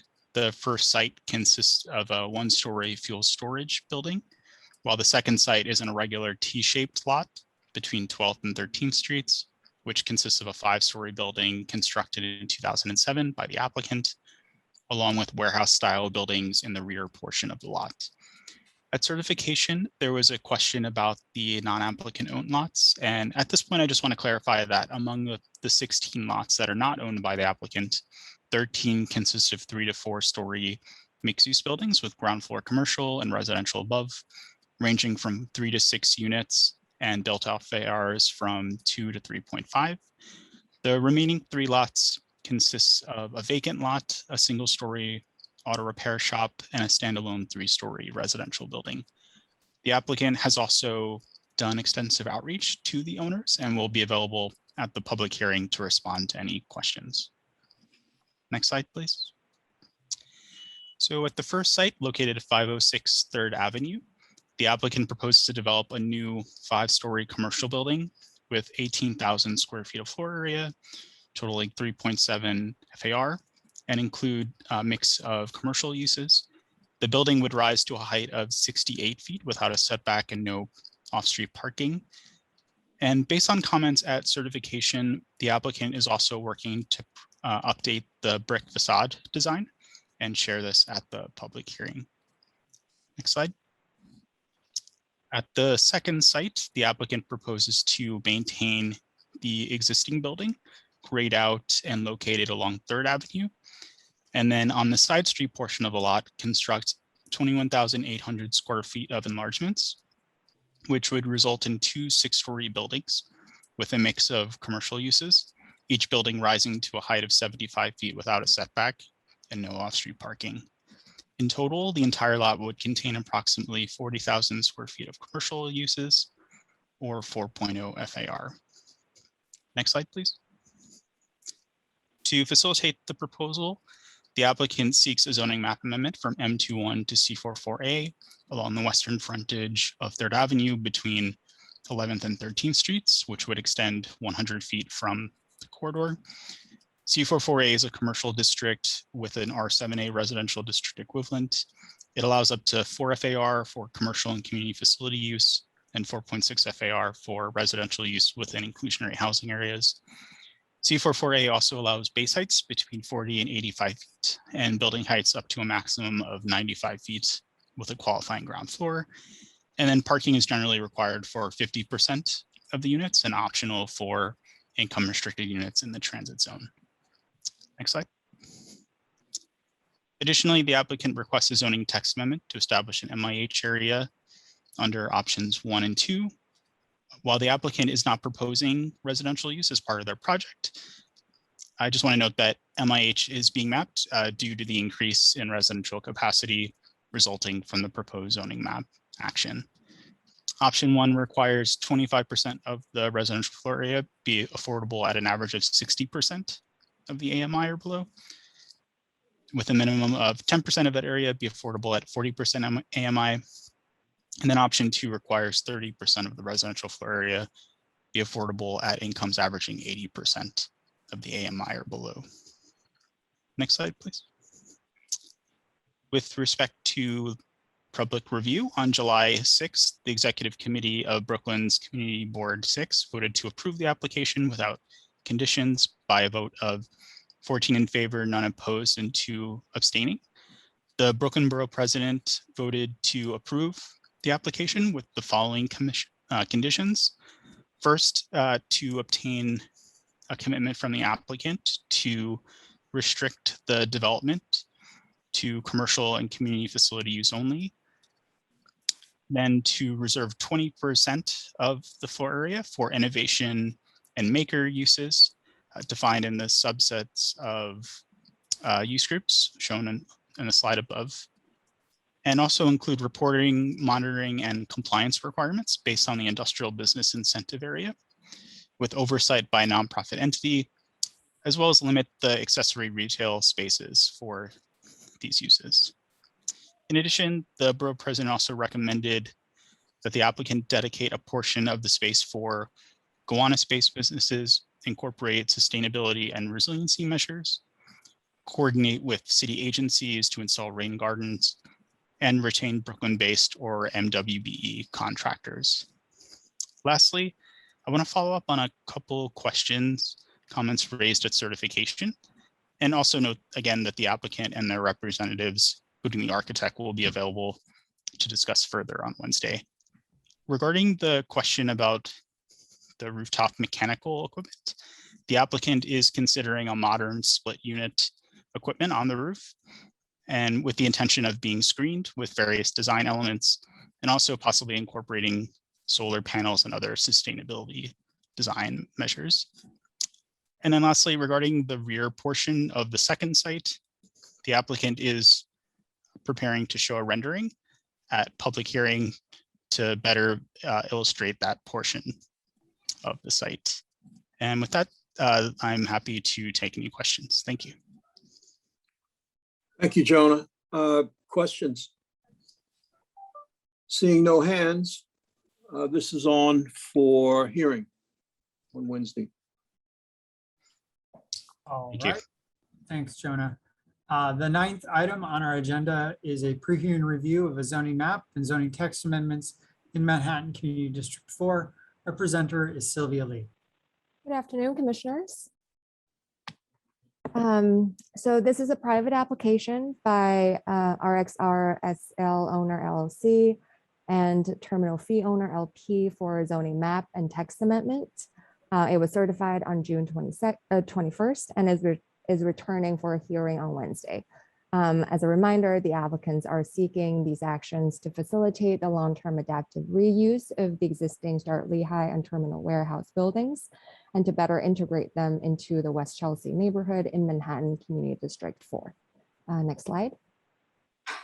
The project area, the two full blocks outlined in red here, located between 11th and 12th Avenues and West 26th and 28th Streets, is within a medium manufacturing district, M23, where permitted uses are limited and max FAR is 2.0. The project area is a few blocks south of Hudson Yards and immediately west of the Special West Chelsea district and east of the Hudson River Park. In terms of land use, as the commission is familiar, the surrounding area contains some concentration of low and mid-rise industrial uses and commercial buildings, but as well as higher density residential and mixed use development. Next slide. So here are the two blocks. They are occupied by the two historic buildings, the Start Lehigh on the southern block and Terminal Warehouse on the northern block. Both buildings predate the M23 zoning designation on the site and have legal non-compliant FARs and bulk conditions. They are also located within the West Chelsea Historic District, and Start Lehigh building itself is an individual landmark. Since the commission is familiar, I'll skip the detailed history and background of these two buildings that we've covered in the certification review session. We'll dive right into the summary of the proposed actions, as well as ULURP recommendations. Next slide. The applicant seeks zoning text and map amendments to rezone the project area, extend the special West Chelsea district, and establish special regulations to facilitate the adaptive reuse of these two buildings. The first, the zoning map amendment. Next slide. The proposed zoning map amendment would change the underlying zoning from M23 to M24. And the change would increase the permitted FAR from 2 to 5, bringing it into closer alignment with FARs in the vicinity, as well as reducing the degree of noncompliance for these two buildings. The map amendment would also extend the special West Chelsea district to the project area with special provisions to be introduced through the zoning text amendment. Next slide. The proposed text amendment would create a new sub-area in the special West Chelsea district, sub-area K, and establish special provisions regarding use, sidewalk cafes, signage, and loading. Next slide. In terms of use, the proposed sub-area K regulations would expand the as of right uses permitted in the underlying district to include a wider variety of commercial uses as well as community facility. These additional community facility and retail uses would be capped at 25% of the total building floor area. Additionally, use group 10A, large retail, typically department stores, is capped at 15% of the total building floor area in each building. As you can see on the illustrative diagram here, the rest of each building, 75%, may only be occupied by uses permitted by the underlying M24 district. That includes manufacturing and limited set of commercial uses, including office. Next slide. The applicants propose to additionally allow sidewalk cafes on 27th Street, which is a narrow street, to complement the active use and retail program for both buildings. I'll note that since this project predates the open restaurant proposal and is traveling along similar timelines, by necessity, this project has to include the changes to the sidewalk cafe regulations. Next slide. Moving on to signage, the M2 signage regulations would remain in effect and apply to the entire project area, with proposed changes to allow more design flexibility and visibility in a limited corner zone defined as within 15 feet of the intersection of the street line. So shown here, only these 4 corners along the avenue. The applicants propose to relax the angle and height restriction in this defined corner zone, specifically to allow signage mounted at an angle that works for the chamfered corners of the Starrett Lehigh building with enhanced visibility. I'll note that while these modified signage regulations are proposed to govern both buildings, Terminal Warehouse is not proposing any signs that would utilize these new provisions.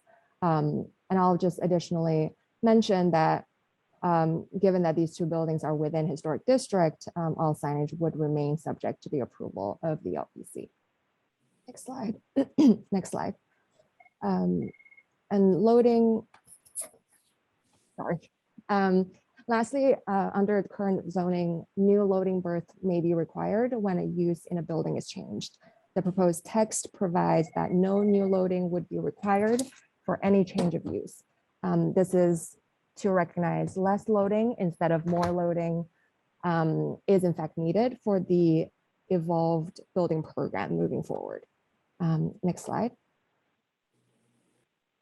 On July 28th, 2021, CB4 voted unanimously to recommend approval of the proposed zoning map change and zoning text amendment with conditions related to large retail uses, pedestrian safety, mitigation, usage, and improvements of certain aspects of streets. CB4 included a letter from the applicant's team that addresses these issues, which is included in your packages. The applicant team will provide an update to the commission at the hearing. Next slide. The Manhattan Borough President issued a recommendation to also approve the application with some additional conditions. These conditions relate to working with DOB, providing space, DOT, providing space to artists and nonprofits, and limiting bus shuttle services to building tenants.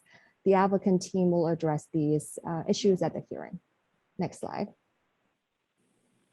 A DEIS has been prepared for these proposed actions and identified potential for significant impacts in transportation. Mitigation measures are identified in the DEIS and will be further explored in the FEIS. Next slide. That includes my presentation, and I'm happy to answer any questions. Apologies for the telephone ringing. Thank you, Sylvia. Questions? No questions appears. I don't see any hands. Okay, this is on for hearing. Okay. The 10th item on our agenda is a post-referral review of a CPC certification for a transit easement in Manhattan Community District 6. The MTA has indicated that they do not need an easement at this location, so we'll forego a presentation. Staff are present if there are any questions on this item. So ask for. Does anybody want to take issue with the MTA on this? No, doesn't appear to. Okay. We should proceed. Okay, this is an item that we can ask for an assent by voice vote. I think we do usually. Yes. Could we have an assent of hands to send a letter to the city council? Is that right, Ryan? It's send a letter to DOB on this. DOB. Yep. I see. Yes, I see thumbs up. I see hands. If we want to give, we just say, we've done this typically as a yay or nay. Okay, all in favor, please say aye. Aye. Aye. Aye. Any opposed? Okay. The ayes have it. Thank you. So the 11th item on our agenda is a post-referral review of a non-ULURP modification to a previously approved special permit in Manhattan Community District 1. Our presenter is Stephen Johnson. Good afternoon, Commissioners. The Bank of New York proposes a minor modification to a previously approved special permit. The proposed action would modify the 1980 special permit drawings to remove the reference to a public lobby on the previously approved ground floor plan and to reflect the improvement of an existing outdoor public space as a 23,800 square foot public access area, or PAA. The application was referred by the City Planning Commission to Community Board 1 for 45 days on January 4th, 2021, and was brought back to the Commission on February 16th after public review. As a reminder, the Community Board voted 37 in favor and none opposed and 2 abstaining to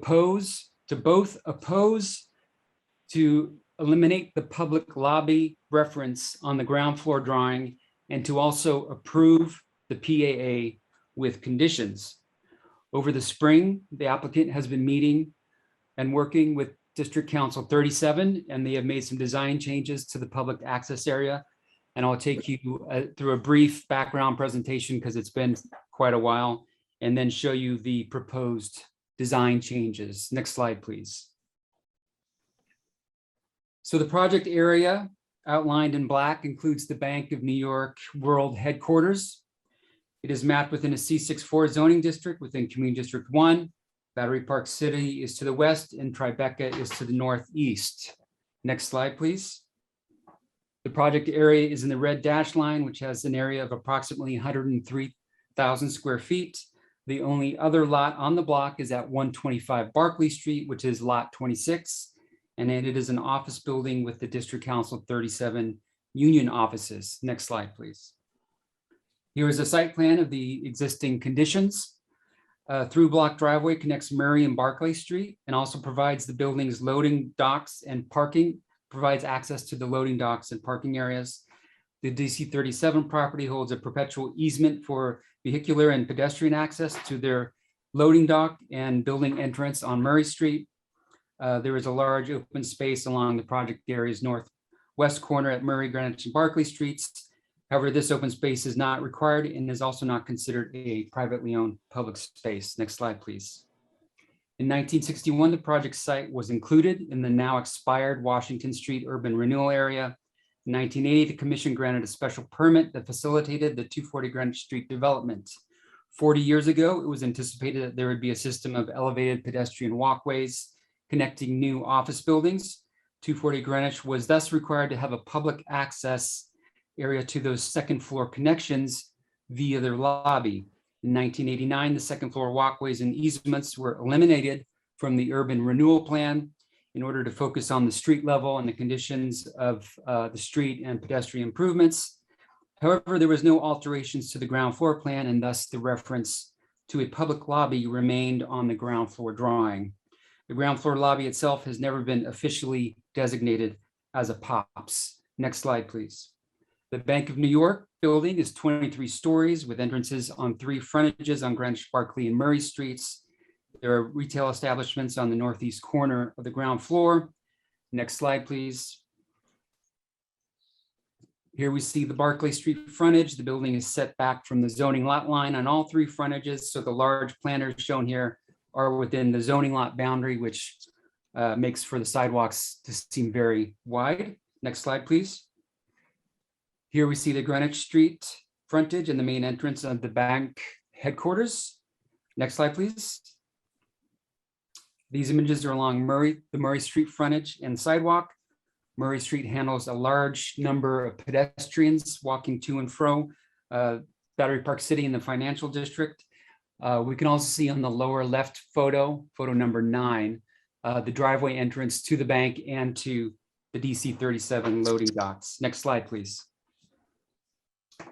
This is the open space on the corner of Murray and West Streets. Its amenities include 4 streets, city bike racks, and hard surfaces. Next slide, please. This is an illustration of the proposed conditions. Again, the applicant proposes to modify the special permit to remove the reference to the public lobby on the ground floor of the bank building. They want to enhance the outdoor space within the zoning lot with new landscaping, seating, and other amenities, and would establish the outdoor space as a public access area. Consistent with the standards for POPs, the applicant would record the approved drawings along with the commitment to make the space accessible to the public for 24 hours and maintain the space accordingly. The design of the PAA was guided by the public plaza standards in the zoning resolution, and the proposed project would include 23,800 square feet of space, seating options including benches, 52 movable chairs, 15 movable tables and benches, new plantings, 48 new trees, and 1 drinking fountain and 4 bicycle racks. Next slide, please. Here we just have a closer look of the Murray Street frontage. Next slide. This is the Barclay Street frontage with plantings and seating. Next slide, please. This is the rendering of the corner of Greenwich and, Barclay Street frontage with planting. Next slide. And of course, this is the rendering of the Greenwich and Barclay with the sidewalk bulb out. Next slide, please. We have 3 renderings of the new proposed PAA, this one looking west. Next slide, please. It's a close-up with the DC 37 offices. That's the entrance to the DC 37 building and the signage there. Next slide. Again, in another picture of the movable tables and chairs. Next slide, please. So let me take you through the design changes to the PAA. This is the original file design. 3 items to note here: the 2 driveways and 2 curb cuts with the planted median. The second one is the access to the below grade infrastructure in front of DC 37's building from West Street. You can see that right next to the little marker that says DC 37 and the overall entrance to the DC 37 building. Next slide, please, 20. So as part of the new design, the applicant is proposing a number of design changes after working with DC 37. The first, the DC 37 had some concerns about truck maneuverability getting into their loading area with one proposed 14-foot curb cut with splays. So the new design is to have 1 curb cut at 30 feet wide versus the previous that had 2 curb cuts that was 42 feet wide, including the median. Also related to the driveway, DC 37 asked that the short planted median between the bank driveway and the DC 37 driveway be replaced with Belgian blocks so that trucks, if necessary, could use that space to maneuver in and out of their loading area. DC 37 has also decided to improve and invest in their site, and one of their improvements to their site is to create a new frontage to their building. So previously, they had to have access to below grade infrastructure on the frontage of the building. So the landscaping did not go all the way to the front of the building. And now with the new frontage, the landscaping can go completely to the front of their building. And that will increase the planting area in the West Street planter by 60 square feet. It adds 3 trees and increases seating by 7 linear feet. Also, DC 37 asked that their entrance area be slightly widened by a small amount. Next slide, please. So this slide is a little hard to see, but the red is the proposed new design and the gray is the previous design. So the changes, you can see the little bit of the entrance widening and the driveway widening and the landscaping going all the way to the front of the building. And of course, the 2, I guess this, you can see the single curb cut versus the 2 curb cuts on Murray Street. Next slide, please. So in conclusion, the applicant proposes a minor modification to a previously permitted CPC special permit to modify the approved plans to remove the public lobby reference from the ground floor plan and to reflect improvements on an existing outdoor open space as a public access area with a variety of amenities. And I'm happy to take any questions that you have on the project. Okay, thank you, Stephen. There was a letter circulated, just before the hearing, received from the borough president and the local city council member. Do you have any comments on that, Stephen? The memo that I circulated included a letter from Henry Garrido, who's the executive director of DC 37, and a letter from Jessica Lappin, who's the president of the Alliance for Downtown New York. And both of those letters discussed how they appreciate the project and they would like to see this project move forward. So Stephen, this is the letter. Actually, I believe that Commissioner Levin shared it with us. This is the letter from the councilwoman and the borough president. Borough president, where they had, I believe that they said that they'd collected sort of instances where the lobby was open to the public in the past. Yeah. Which yes. is, I think we knew that it was, but it wasn't, necessarily an improved PAA or POP. Right. The lobby was used. I think people walked in to get a cup of coffee, and those letters that the previous planner put together showed a number of responses from the request the commission made to send in any memories of this being open to get a cup of coffee. I think those locations, the cafe was also open from the street. So I believe those people who were walking through the area, a number of them were DC 37 members also. But yes, that was included previously for the commission. Okay, Commissioner Levin? As long as we're on this issue, I think this is the core issue that was raised by the community board and the borough president in the public review. And I want to follow up with a question about city bikes. But on this question, I mean, what it comes down to is the community fighting tenaciously to keep what they perceive to be indoor public space.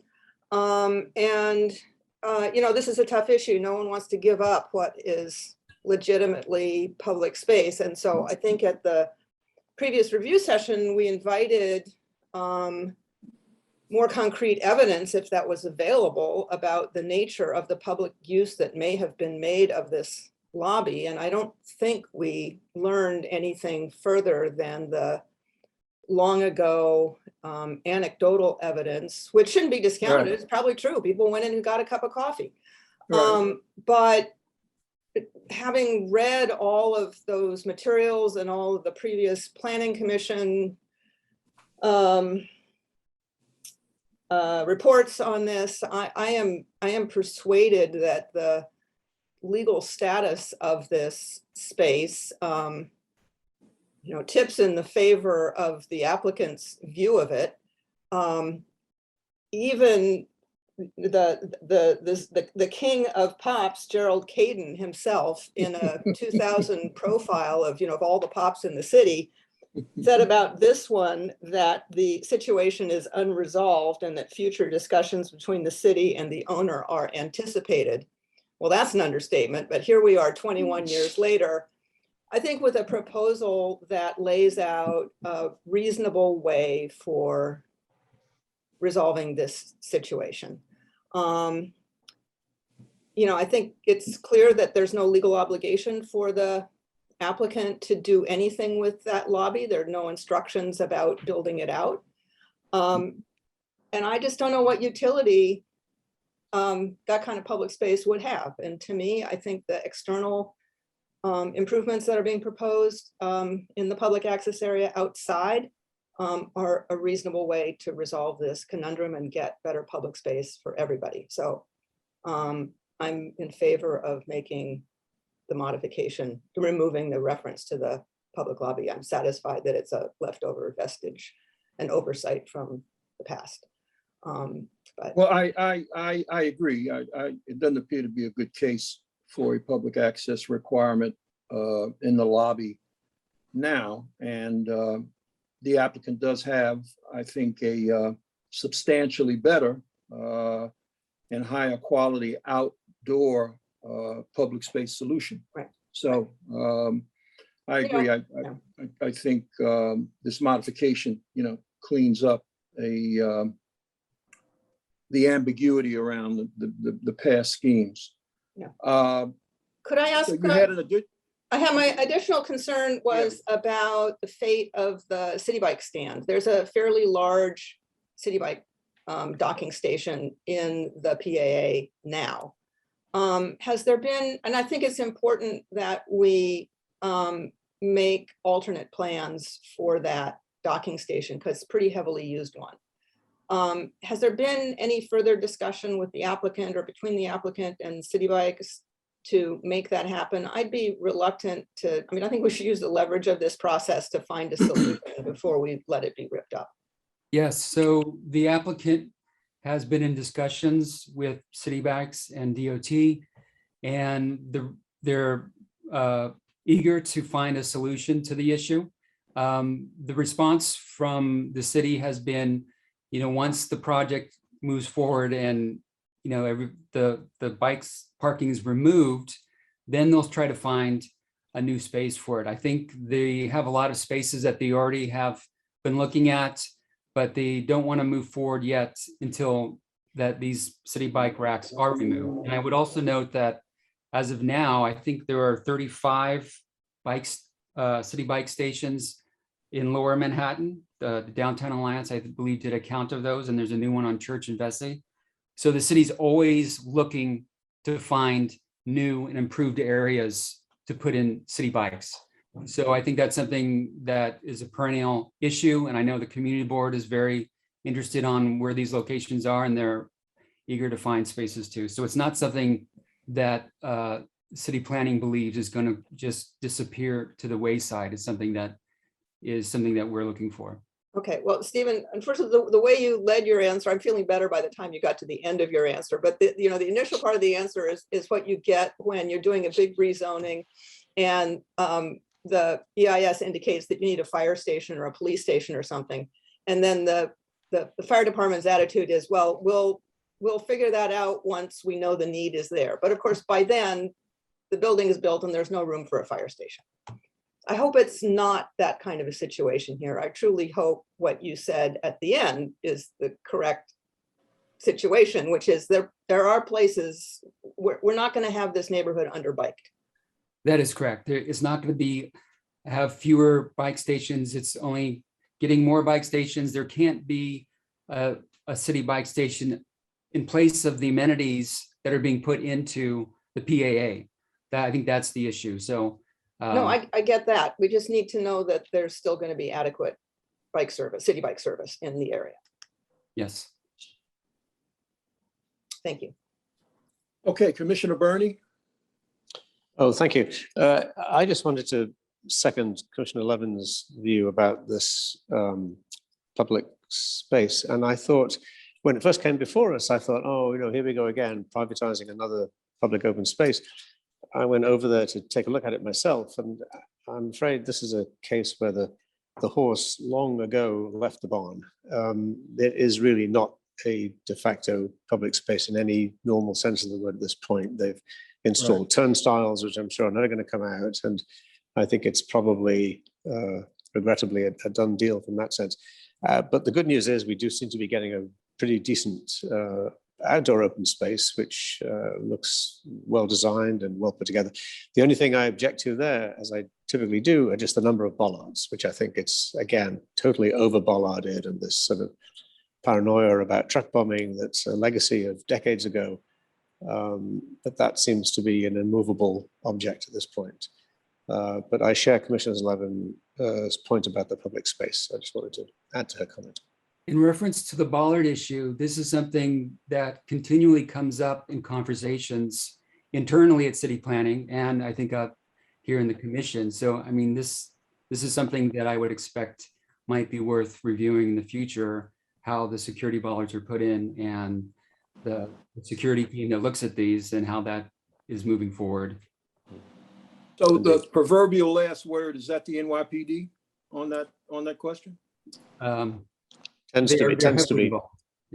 Yeah, that's been my experience. Yes, it is. It's the NYPD, it's the counterterrorism unit, and there's very little flexibility when it comes to that issue, which is a long-term design issue for the city as this becomes real, because the options are so limited in terms of design, that at some point that really needs to be embraced by, the powers that be as we move into the future. Okay, any other questions or observations regarding this? Ryan, this is a letter of assent. Yeah, let's do a voice vote to send a letter to DOB that this is a non-ULURP modification. Okay, all in favor of sending such letter, please indicate by saying aye. Aye. Aye. Any opposed? The ayes have it. Thank you. Thank you, guys. Thank you. The 12th item on our agenda is a pre-hearing review of a DCP CAPA rule change. Just it's sort of pro forma that we have it on here. This item was previously presented. Dominic and Sweeney is here if there are any questions. This really is has to do with the fresh update text update, which we'll be discussing next. Dominic is here if there are any further questions specific to the CAPA rule change. Are there any questions for Dominic? Don't see any. Okay, we'll move on then. Thank you. The 13th item on our agenda is a pre-hearing review of the citywide zoning text amendment. Our presenter is Jesse Hirakawa. This is the fresh update. Jesse? Yep. Hello, commissioners. My name is Jesse Hirakawa. I'm a planner and urban designer in the Brooklyn office. I've taken the reins for the rest of ULURP process from Jackie Sunwoo, who was the lead project manager for the fresh zoning update. And I'm joined by Barry Dinerstein, which is the deputy director of the Housing and Economic Development Division, where we can take your questions at the end. The fresh update text amendment is an update to the existing fresh program. This text amendment was referred out on May 19th, 2021. And for the past few months, planners have presented at all relevant community boards and borough boards. Next slide, please. As a reminder, FRESH stands for Food Retail Expansion to Support Health, which was an existing program created in 2009. FRESH aims to encourage more supermarkets in underserved areas of the city and to increase accessibility to fresh foods. FRESH has two components. One is a tax incentive by EDC, which is shown in the dark green and gray areas. And the zoning incentive is under DCP, which is in the light and dark green under the existing program. So as a reminder, the fresh zoning incentives are obtained through a certification process by the chairperson of the CPC. And as long as it follows, reallocated floor area for every square foot of fresh grocery store up to 20,000 square feet. In M1 districts, it's as of right up to 30,000 square feet. Additionally, by a CPC authorization only, they may increase the maximum building height up to 15 feet. And lastly, provide some parking relief depending on the district it sits within. I'd also note that since the adoption of the program, there has been 27 certified fresh projects citywide. 8 of them are currently occupied. Next slide. DCP reviewed the supermarket landscape across New York City and updated the Supermarket Needs Index, the SNI, and found that neighborhoods outside of the existing fresh areas still remained underserved, right? And within this map, as a reminder, the SNI created 4 different variables to look at this, to create this needs index, looking at walking distance, car ownership, families living in poverty, and also looking at a trade area. Stakeholders and the public noted that expansion of the program would encourage the development and retention of convenient, accessible stores. Next slide. Citywide efforts to improve food equity, including the mayor's 10-year food policy plan, recommends expanding food benefits to reach more New Yorkers. And all New Yorkers deserve to live within a comfortable walking distance from a food store and to have choices about where they shop. Grocery stores are a fundamental component of neighborhoods, and the COVID pandemic made us realize this fact even more. Expansion and improvement of the FRESH program will not only help speed the city's recovery from the pandemic, but it will meet the needs of the communities that already have been struggling as food deserts. Next slide. The proposed text amendment will update the existing FRESH program under the New York City Zoning Resolution 63-0, and the main updates will include the following.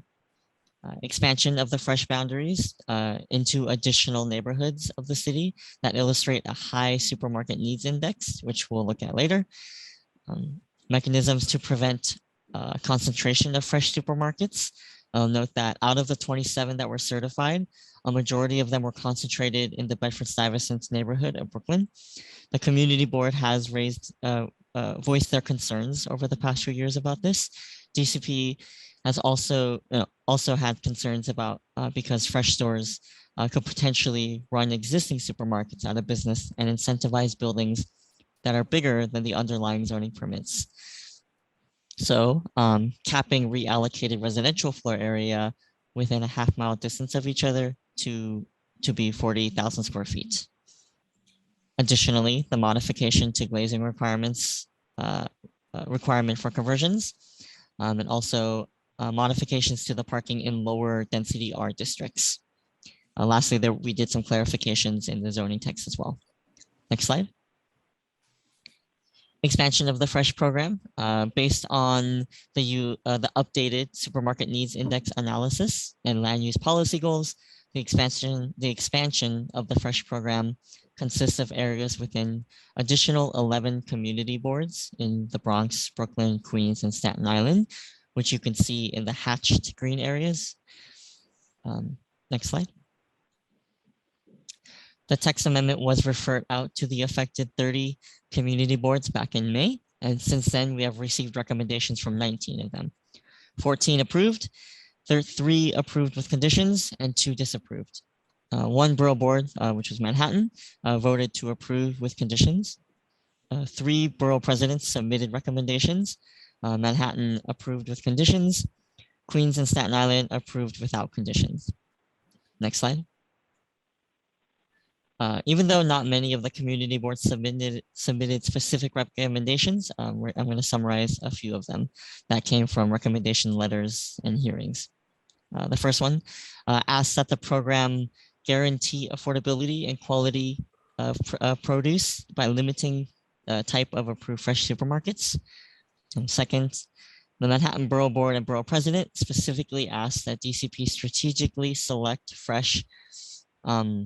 fresh stores, not on a first come, first serve basis. And lastly, there were some concerns about parking in terms of limiting customers. There was one local concern from Queens Community Board 1 regarding the boundaries. Area around Woodside houses was not included, but it was in a high SNI area. Next slide. All the submitted recommendations are included in the briefing package that you all have, and that concludes my presentation. Thank you. Thank you, Jesse. Questions? Don't see any. Thank you. Thank you. Looks like Commissioner Marin has his hand up. Okay, I do see it now. Commissioner Marin. It came up later, yeah. It did, and I apologize because I just thought about something. We saw a fresh application earlier today in the Bronx. Jesse, what is the optimal size for a fresh supermarket? So for the fresh, and we do have Barry Dynaston that can jump in if I say this incorrectly, but we are looking at, we do cap the fresh grocery stores at 20,000 square feet. That is the max. And there's a minimum of 6,000, right? What would minimum be 6,000? That was my question. There's a minimum. Thank you. There's a minimum of 6,000, and in terms of floor, it's 20,000. They can be bigger, but you only get 20,000 max. And to respond to the question you had earlier, sort of the independent operators, their sort of ideal store is about 13,000 square feet. Got it. So then, I'm sorry that I'm jumping back to Fordham. So then the Fordham store would be appropriately sized then? For an independent operator, yes. Thank you, Barry. Other questions? Okay, thank you. This is on for hearing then. This is on for hearing, okay. Yeah. The 14th item on our agenda is a pre-hearing review of a citywide text amendment. Dylan Sandler is here to present. Good afternoon, commissioners. I'm Dylan Sandler. I'm a planner in the Housing and Economic Development Division. So I'll give a brief overview of the health and fitness text amendment that was presented to the commission on May 19th. And then I'll summarize the feedback that we've received during the public review period. Next slide, please. The proposal is intended to cut red tape for health-related businesses. So this includes large gyms and also smaller exercise studios and spas and massage therapy studios. Next slide. Currently, there is a BSA special permit that is required to open and operate these businesses almost everywhere in New York City. There's been a lot of growth and change in the industry since the permit was created in the 1970s. And the department believes that the special permit is no longer serving its intended purpose, but it is creating significant regulatory barriers for these small businesses to operate in New York. Next slide. On average, the special permit takes more than 6 months to be granted and costs businesses between $30,000 to $50,000 to go through the process.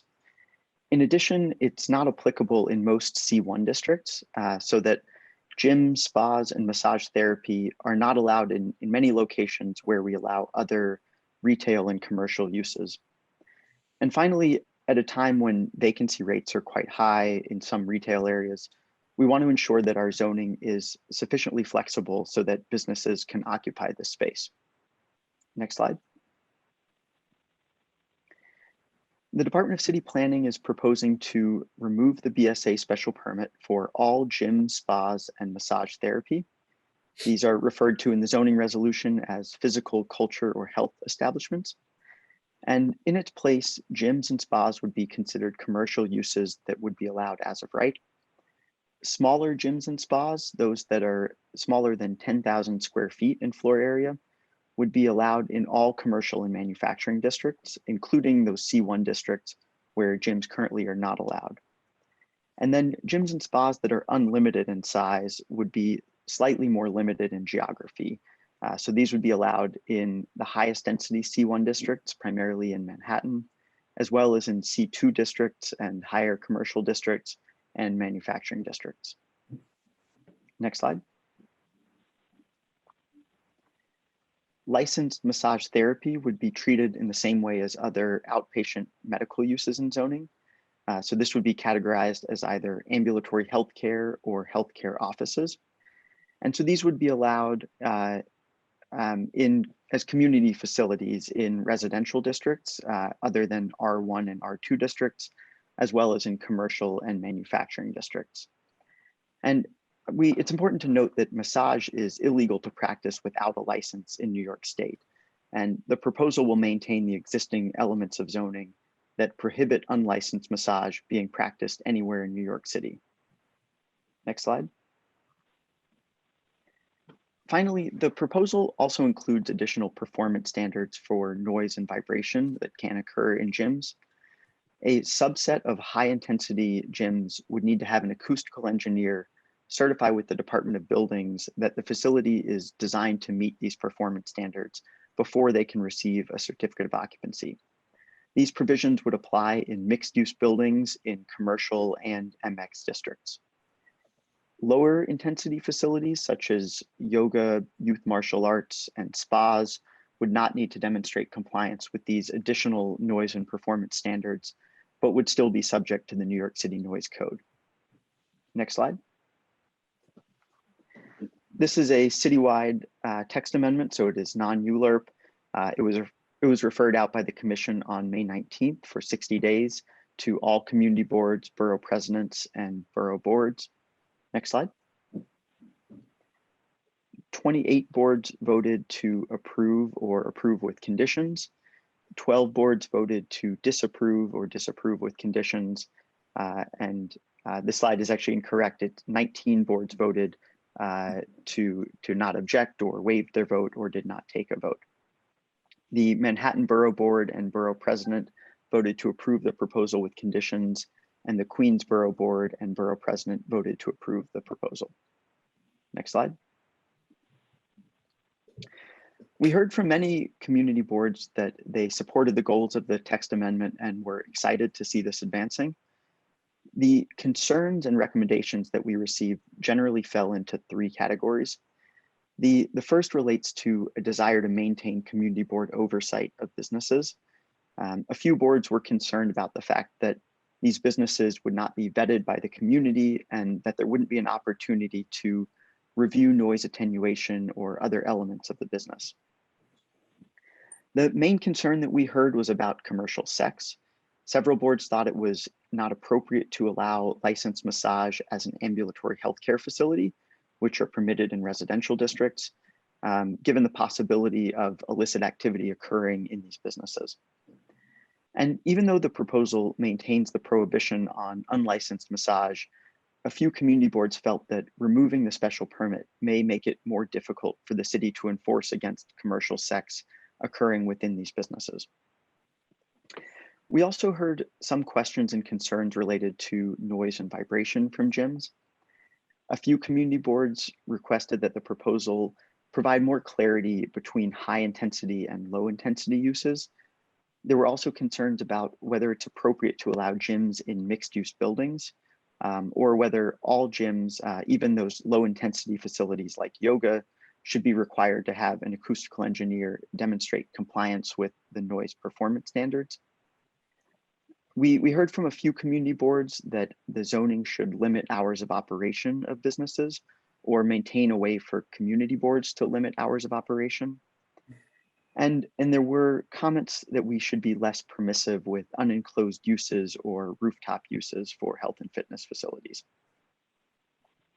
Next slide. So that concludes my presentation. I'd be happy to answer any questions from the commission. Thank you. Dylan, thank you. Questions? Commissioner Cerullo. So thank you, Dylan. Thanks very much. It's nice to see you. And I know we've chatted about this. This issue came up, and many of you will remember during the Bay Street corridor rezoning, and there was a sort of a relief provided in a similar way in that application, which raised the first set of concerns, at least on Staten Island. I guess, and I understand where this application is going, and obviously looking forward to the hearing. But I do understand the concerns that you've outlined very neatly that you've heard back during this public review process.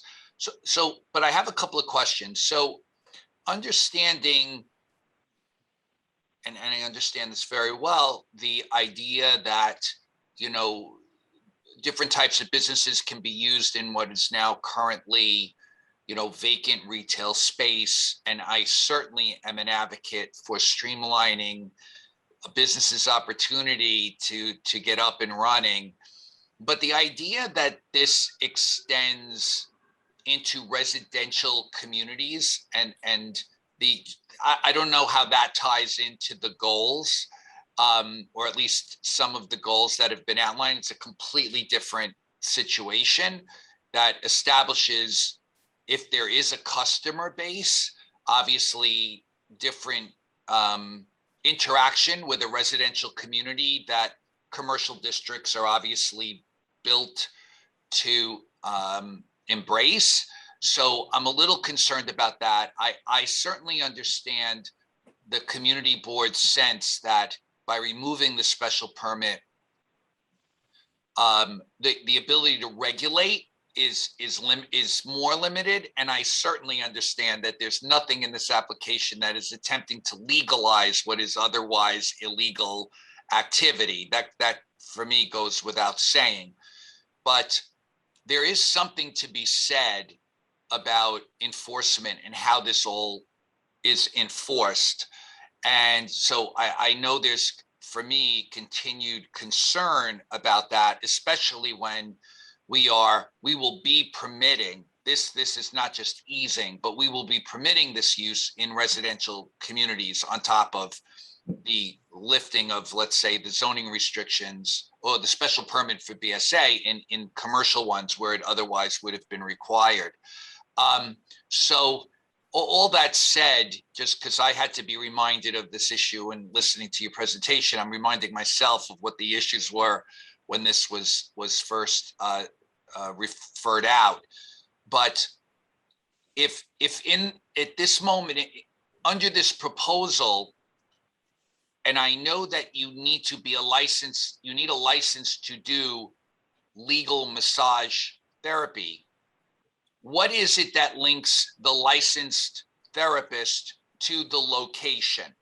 If you're opening up in your house, is there some, or in a retail space or in some other building, even in a commercial district, what is linking to ensure? Is there a C of O you need to get? Is there something that connects the licensee to the operation of the business, whether it's in a home or in a commercial business location, a retail space, or the third floor of a building, or whatever it may be? Otherwise, how do we ever really control what's really going on inside, or at least know that the zoning is not being violated, the uses are not being violated, if they're given this, we'll call it a gift, in terms of how we're changing the way they can do business as a business?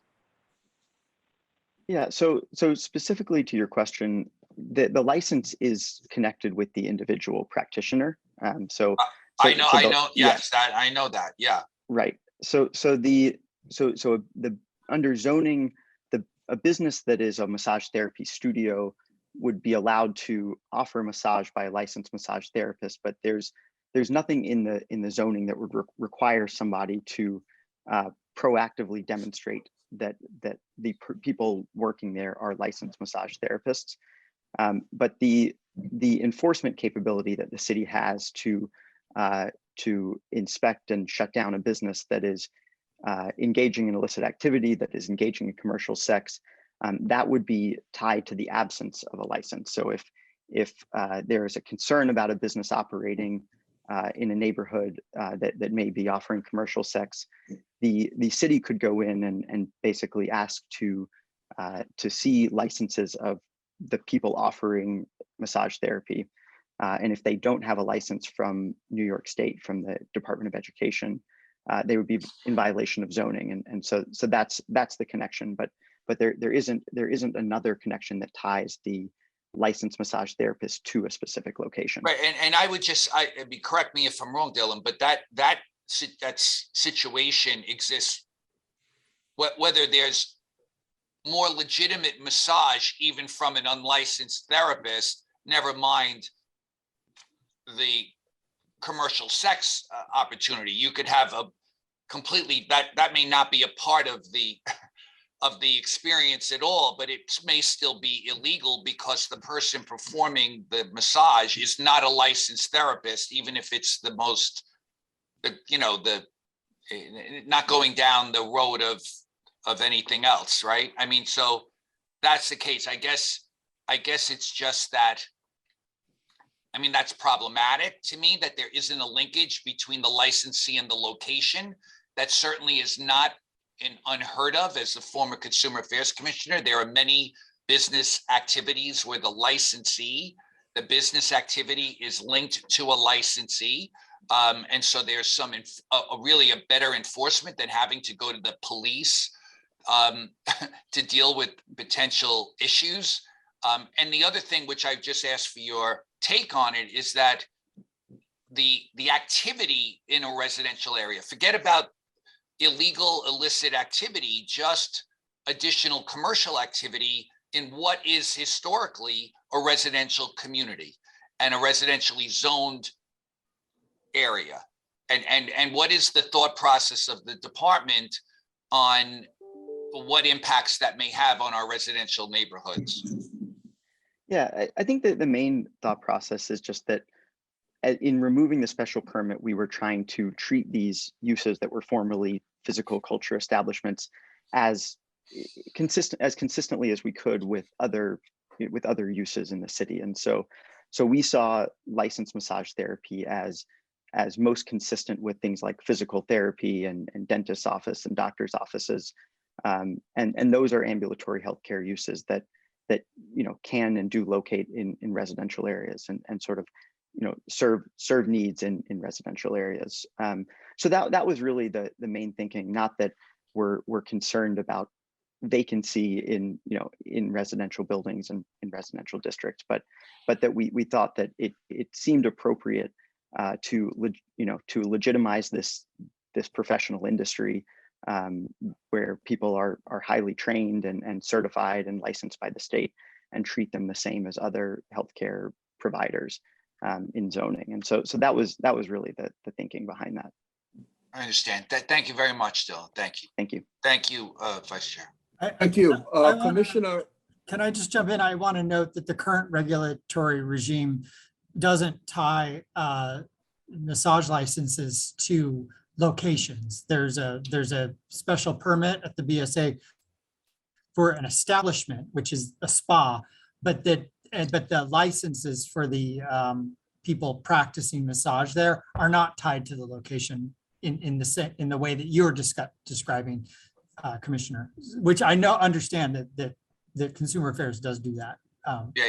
In a different way. Yeah. Thank you, Ryan. Okay. Commissioner Ortiz to be followed by Commissioner Burney. Hi. Well, thank you. I will say this is a long time in coming, and I'm very sort of pleased to see us take this on. Digging into the details a little, Commissioner Cerullo's questions for me posed a question with respect to licensed massage therapy.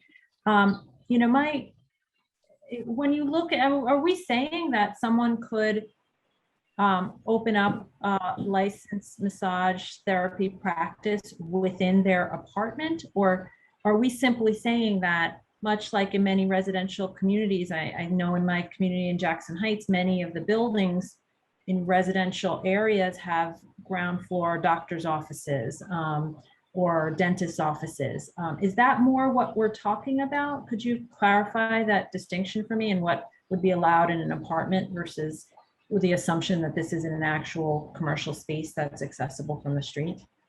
Exactly. It would be the latter, that a massage therapist could open up in a ground floor space in a residential building. They would not be allowed to operate as a home occupation. So this would explicitly not be considered a home occupation. Massage therapists, I think, are permitted to practice in clients' homes, so they could, they can travel to other people's homes and provide massage, but it is not assumed that people in their apartment could have a massage therapy studio. So there is, in fact, we are saying that is not allowed, and it is restricted to have a massage therapy studio in your home. Yes. So that we're not risking that under this scenario. Okay. Yes. So then my concern is remedy. Thank you very much. Commissioner Burney. Oh, thank you. I just wanted to follow up on Commissioner Cerullo's line of thinking that, yes, I mean, obviously, we want to encourage streamlining approvals and not put red tape in where we don't need to. And everybody's perfectly happy with doctors' offices and little judo places and gyms and so on, particularly if they fill vacant commercial spaces, vacant retail spaces. But the Achilles heel here is this licensed massage therapy. And I know from personal experience, it is often a euphemism for commercial sex. And even under the present regime, in my neighborhood, it took some neighbors up to 2 years to close down a blatant commercial sex establishment. And I think this is not going to help with that problem. And it seems to me that we could easily stay with a system whereby the community board, just as they approve liquor licenses, should approve licensed massage therapy permits, and just make sure that there's some control over how it's done. That the idea of the license is not an effective tool. I mean, you hire a licensed plumber, but the guy that shows up at your house is not licensed. The license is back with the proprietor somewhere else, and the same thing would prevail with the licensed massage. So I'm not comfortable with the licensed massage therapy being part of these permitted uses without any oversight by the community board. Other questions, observations? This is on for hearing on Wednesday, so there'll be another opportunity to weigh in regarding questions and/or concerns. But any further questions now? If not, this is on for hearing. Thanks, Dylan. So the 15th item on our agenda is a scope determination review of a city council modification for 840 Atlantic Avenue. Jonah Rogoff is here to discuss. Good afternoon again, commissioners. You can go to the next slide. Thank you. So this is returning for scope determination. This is for the 840 Atlantic Avenue application, which proposed a zoning map and text amendment to facilitate an 18-story mixed-use building. Under the proposal adopted by the commission, most of the site would be rezoned to C6 3X, which would have produced a total of 316 units, among which 95 would be affordable, with a blended FAR of 8.83. That would also include a portion of the site that would remain R6B. Next slide, please. As modified by the City Council, a 50-foot wide section fronting Atlantic Avenue, located 150 to 200 feet from Vanderbilt Avenue, would change to C6-2A, an R8A equivalent district, while the site-specific street frontage would change to C6-3A, an R9A residential equivalent district. The remaining C6-3X portion of the site would remain as adopted by the commission. In addition, City Council is seeking to modify the MIH options from option 2 to options 1 and the deep affordability option. In sum, these modifications would result in a lower blended FAR of 7.7 across the site, yielding a total of approximately 270 units and 54 affordable units, as well as lower base and building heights in the modified rezoning areas. I also just want to add that as part of these modifications, the applicant has submitted a tech memo to the EAS due to the change in building height and the need to revise the air quality E designation, although the conclusions of the EAS will not change. In conclusion, the department finds the proposed modification to be within scope. And before I take any questions, I just want to add some flavor how this relates to the M-Crown framework. I think generally speaking, our framework did not include specific building heights or FARs. It was a bit more conceptual, and I think that this modification is well aligned with the framework in many ways. It still preserves kind of a high density given the unique conditions of this location. And with that, I'm happy to take any questions. Commissioner Burney, followed by Commissioner Ortiz, followed by Commissioner Levin. Sorry, Vice Chair, I forgot to drop my hand from earlier. I did not have a question. Okay, and I guess Commissioner Ortiz has also withdrawn. Commissioner Levin. Well, yes, Jonah, I'd just like to pick up on your last comment and ask whether I would be misreading this to read the modification of the Atlantic Avenue portion to a C6-2A or an R8A equivalent as an invitation to apply that to the entire rest of that Atlantic Avenue stretch that's called the Atlantic Avenue mixed use sub area. If that's what the council has done on this site, shouldn't we also expect it on other Atlantic Avenue frontages in that reddish portion of the M-Crown plan? It's definitely a possibility. I would say that we still feel that an R9 level density is appropriate, and Jesse will be presenting soon to kind of lay out our thoughts and position around that. Okay. But yeah, I think, to your question, the council did kind of carve out this sliver as a precedent. It should be noted, right, if I may, it should be noted that the community board had recommended R8A, and then at the council member negotiated with the property owner, with the applicants, for this density in return for lower affordability. You may be right, Commissioner Levin, about the rationale for the C62A there, but again, we've seen negotiations between private owners and the elected officials and the community board often result in an acknowledgement that the added density does add more flexibility in terms of affordability as well as use. Conversation to be continued, but thank you. That is correct. Well, Winston, while we have you, was there any particular rationale for where they applied the C62A there on the corner as opposed to on the Pacific Street corner, for instance? What was the rationale there again? Jonah, I think you can probably speak to that.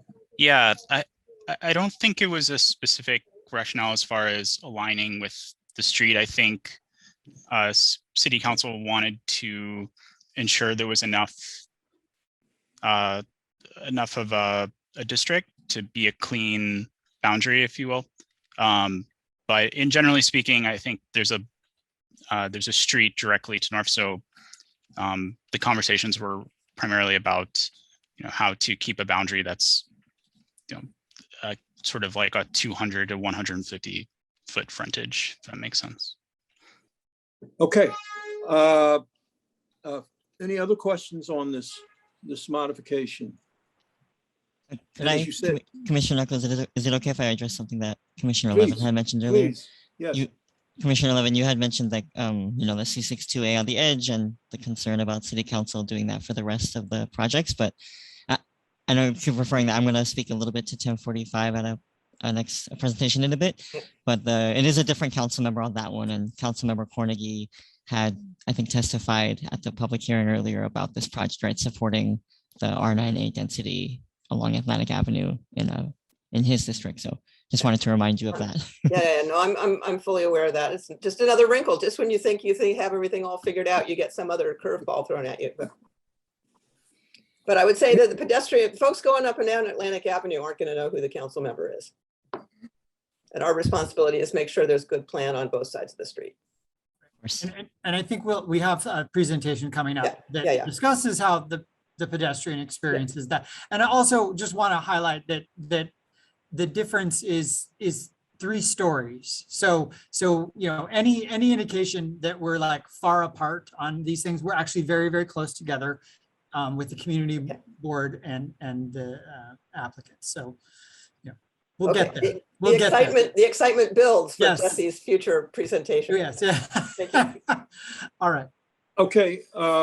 So it is within scope. Yes, so we'll ask for an assent by voice vote. How's that? Yays. Okay. All in favor of sending a letter of assent to the City Council, please indicate by saying aye. Aye. Aye. Any opposed? Thank you. The ayes have it. All right. So moving on to future votes, staff have prepared reports for the following to be considered on September 22nd, 2021. Glenmore Manor, 960 Franklin Avenue rezoning. I want to note that the report prepared for this is a resolution to deny. So on Wednesday, a vote in the affirmative for these actions will be a vote to deny the applications. The Gowanus Neighborhood Plan, 130 St. Felix Street, 343 Madison Avenue, noting that Commissioner Cirillo is recused on that item. The New York Blood Center East, noting that Commissioner Dweck is recused on that item. Broadway and 11th Street, noting that Commissioner Rompashad is recused on that item. Wildflower Studios, which you'll note is an expedited item. We thought that it was appropriate to move that one a little more quickly. So there was no post hearing. So if there was any questions on that one, please do speak up. Okay. Also scheduled for a decision on Wednesday is 7 Massachusetts Street in Staten Island Community District 3. I believe that is a South Richmond action. Okay. So moving on to post-hearing follow-ups. The first is Stevenson Commons. Commissioner Marin is recused on this.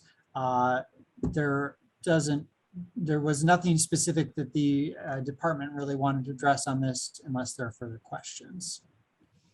Okay.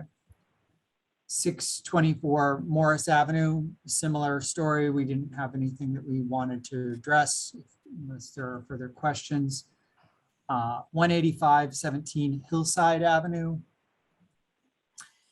And the Gowanus Canal CSO, I believe DEP last cycle had sent in a letter response, so we don't have any further on that. And then 824 Metropolitan Avenue, noting that Commissioner Ramprasad is recused, but other than that, there was nothing further. And then Cooper Park Commons. Syed, were there any further things you wanted to bring? Oh, there was a borough president recommendation. Is that correct? Syed? Yes. Yes. Okay. Good afternoon, Commissioner. Just to remind you, this is an application by HPD and Maspeth Managers LLC requesting several actions for the redevelopment of the former Greenpoint Hospital site with 556 units of permanently affordable housing and the replacement of a 200-bed shelter. Jeff, can you move to slide 15? Since the City Planning Commission public hearing, we have received Brooklyn Borough President's recommendation approving the application with conditions.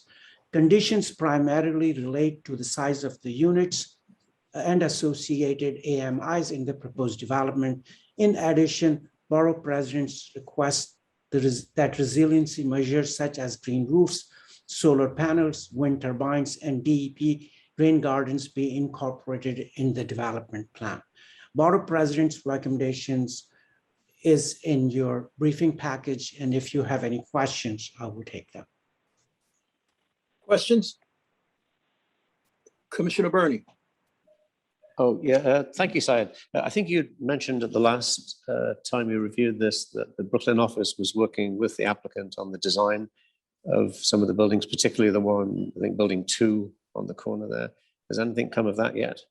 I talked to them this morning. They are still working with their development team to alter that facade building 2's design, and they haven't finalized anything yet, but they're working towards it.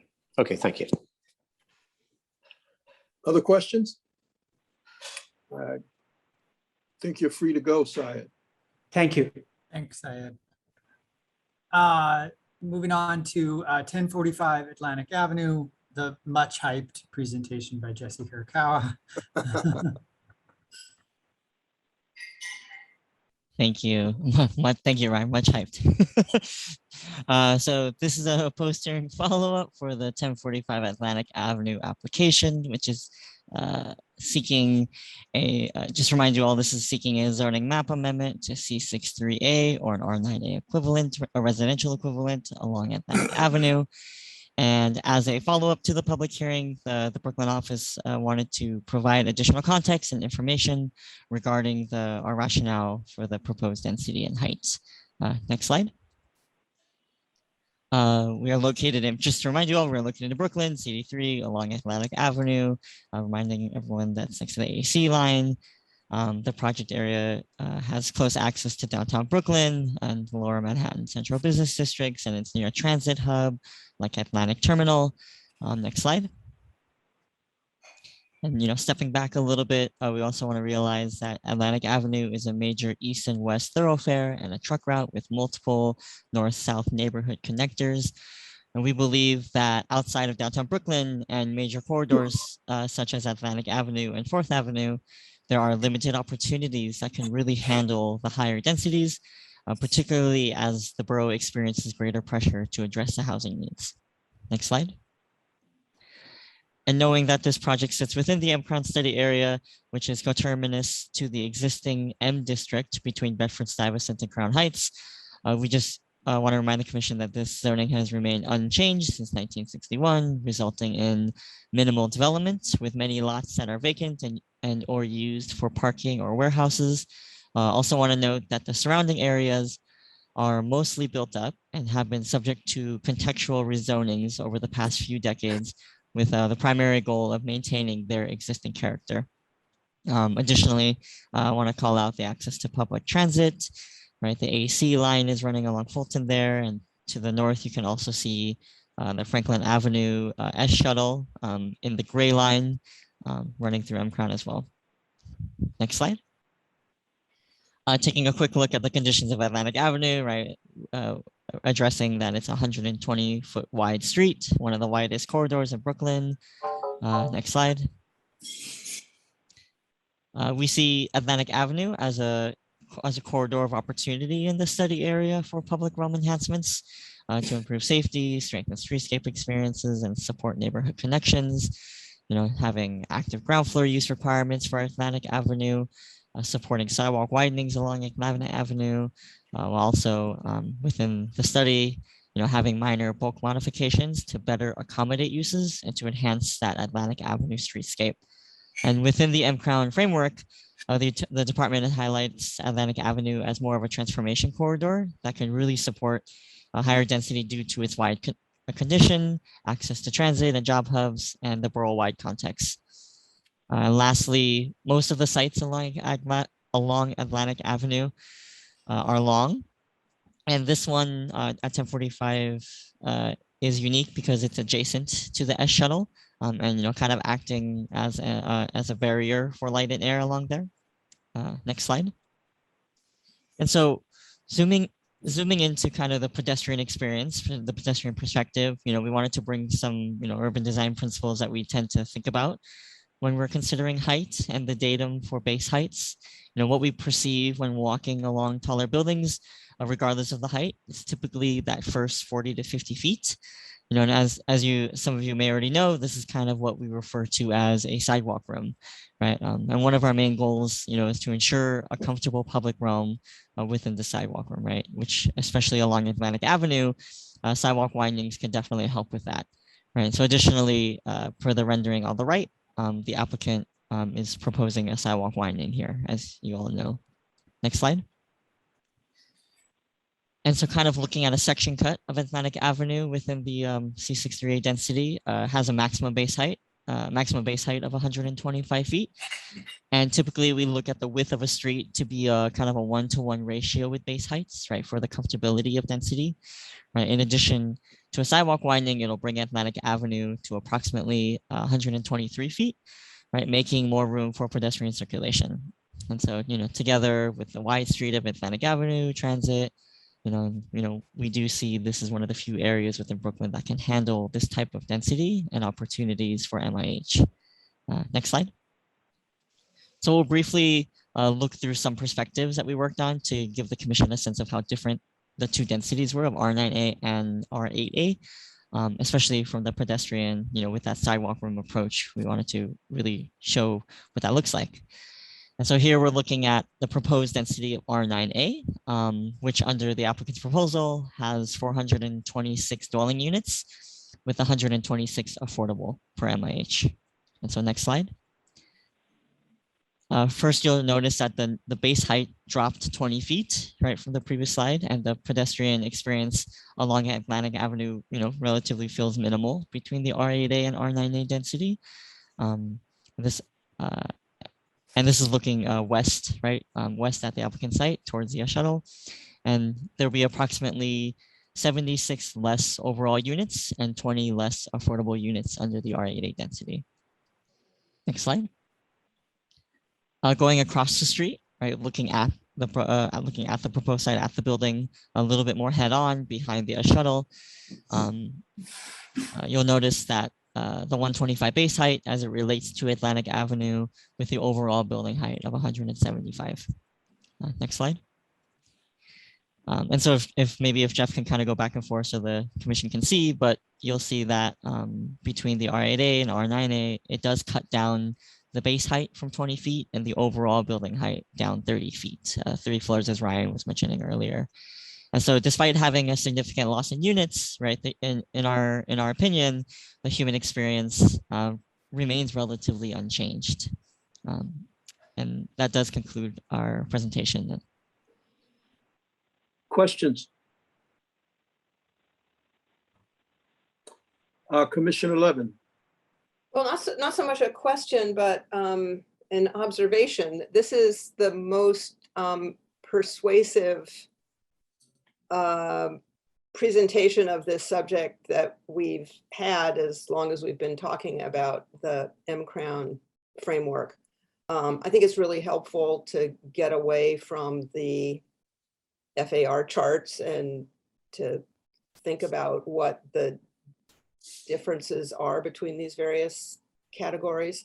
Will you be making this presentation to the community board? You know, they have written to us going back to 2019 with certain ideas about what they think the framework ought to be. And they should have the benefit of this perspective as well. Yeah, Commissioner Levin, that's a great, thank you for that compliment. And I think your concerns about talking to the community boards, we've definitely have ongoing conversations with CB8 and CD3. Their land use committees of there is a longer outreach approach that we're looking at. We do have kind of ongoing discussions about zoning, capital planning, urban design, housing, and affordable housing needs. And, you know, we've kind of broken them up in a bunch of different topics, and urban design is being scheduled like either at the end of this year or early next year, but it is in the plans to have those talks with the but the dilemma we have is that private applicants are pushing us forward in this conversation. And, you know, it would be a whole lot better if we had rezoned this corridor, you know, following these precepts. And so we didn't have to deal with these one-off applications, but I fear we're getting backed into a rezoning here. We're going to have 4 now applications along this corridor that are going to set the stage for what the future rezoning ought to be. And we should just acknowledge that's what's happening and lay out all your best thinking to the community as they have to grapple with these issues, just as you laid it out for us as we're grappling with it. Yeah. No, as Jesse indicated, Commissioner, we continue to talk with the community board, to continue to meet with the community board. And even though we are, you know, we regret that we weren't able to complete this as a rezoning, as a study and rezoning in this administration, we're hoping that we can bring this forward into the next administration and you know, and have a good result here coming out of this. And yes, absolutely, as Jesse said, we are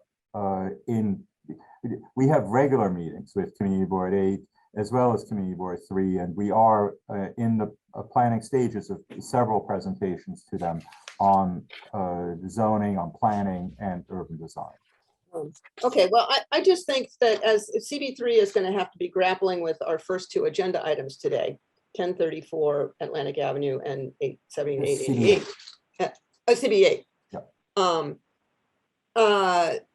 So that, you know, they can just watch Jesse's review session presentation right now, or you could do them the courtesy of talking to them in person. But these issues are going to be forefront on those 2 applications. So let's, you know, put your best foot forward here. Have we heard will from not have them wait.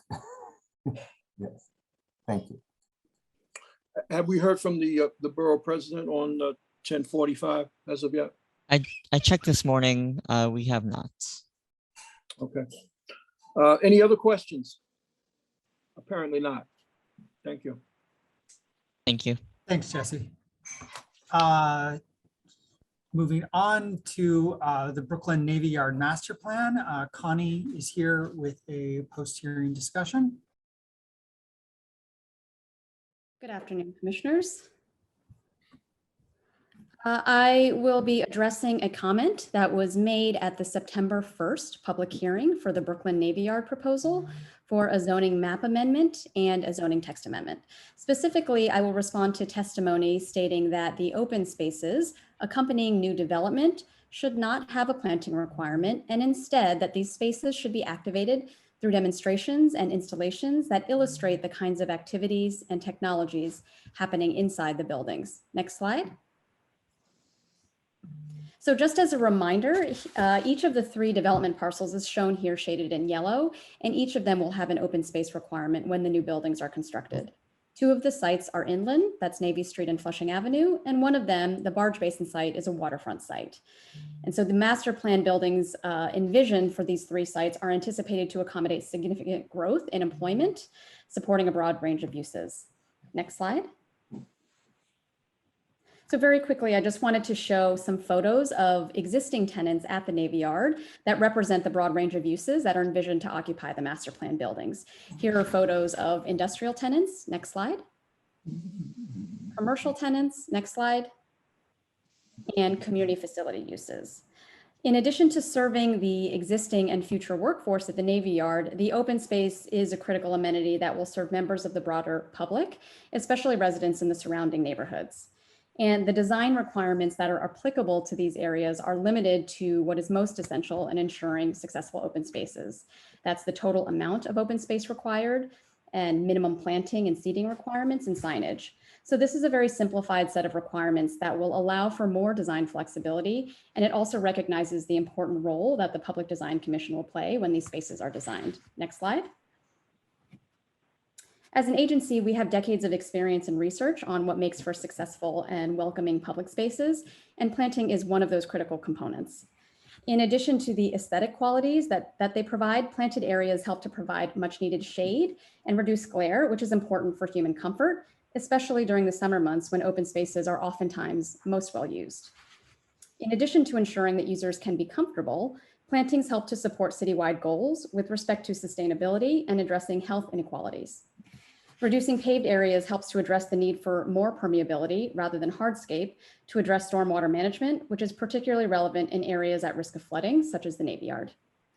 And it is a citywide goal to plant trees and incorporate more greenery in order to expand access to nature and to address increasing temperatures exacerbated by the urban heat island effect and climate change. Next slide. With respect to heat, this is the Department of Health and Mental Hygiene's map of the heat vulnerability index for neighborhoods across the city. One of the 4 factors that influences a neighborhood's vulnerability to heat is the presence of green space. As you can see, the neighborhoods that are adjacent to the Navy Yard, which is shaded in gray in the yellow circle, are scored at a moderate to high risk. Next slide. I would like to state that department staff are supportive of and excited about the prospect of demonstrations and installations that relate to technology and manufacturing that will help to activate these new open spaces. Ensuring that these areas are active is a shared goal that we have. The 20% planting requirement is lower than what is applicable to waterfront public access areas across the city, but it is consistent with the planting requirement that's applicable to privately owned public spaces, or POPs. And we feel that this requirement is not only appropriate and needed, but based on the development parcels themselves, we do not believe there are site constraints to meeting this requirement, while also supporting other types of activations, such as installations. Next slide. So on the left is the Flushing Avenue site. This site has a length of over 700 feet across 2 buildings, and the open space will have a minimum depth of 50 feet. In the middle is the Barge Basin, which has 2 waterfront esplanades that would be 50 feet and 40 feet wide. And the lengths will range from 500 to 900 feet. And the Navy Street site, an illustrative footprint is shown on the right, which has even greater depths. Planting aside, I also want to share an update that the borough president held a public hearing on this application on July 7th and had just issued his recommendation at the end of last week, and that was included in your packages. His recommendation was to approve the application with conditions. These conditions relate to imposing an industrial set-aside for new development, precluding large-scale retail from locating at the Navy Yard, relocating a DOT ironworks shop into the Navy Yard, and for the applicant's RFP process for the new developments to incorporate siting of a childcare center, sustainable and resilient construction, and Brooklyn-based contractors and subcontractors, especially local business enterprises and minority and women-owned businesses. He also conditioned the approval on the MTA completing an engineering feasibility study for the York Street subway station. I'm happy to take any questions at this time. Thank you. Questions? I don't see any questions. Okay, thanks, Connie. Thank you, Connie. Moving on, the citywide hotels special permit text amendment. I will note staff is still working with the consultants on an analysis and we'll follow up at a future review session. 250 Water Street, we are working with the applicant on some responses and should have something at the next review session. So if there's any further questions we can, or any questions you want to bring up now, we can address those later, but we will have another follow-up. Okay, not seeing any raise. Oh, there's a raised hand. I'm sure this one's on your list because it really got emphasized, but that is the linkage between this project and the Seaport Museum. The applicant touted the one of the benefits of the project was securing the stability of the Seaport Museum. I think we heard the borough president say this was contingent on getting $50 million to the Seaport Museum. The applicant did say they were continuing discussions with the mayor's office and hope to have something to report. And I hope, recognizing that none of that is relevant to a land use consideration, I think we it would be great if we could get some update on that particular issue before we move forward. We will note that and Thank see you. where we're at. Okay, the Soho NoHo rezoning.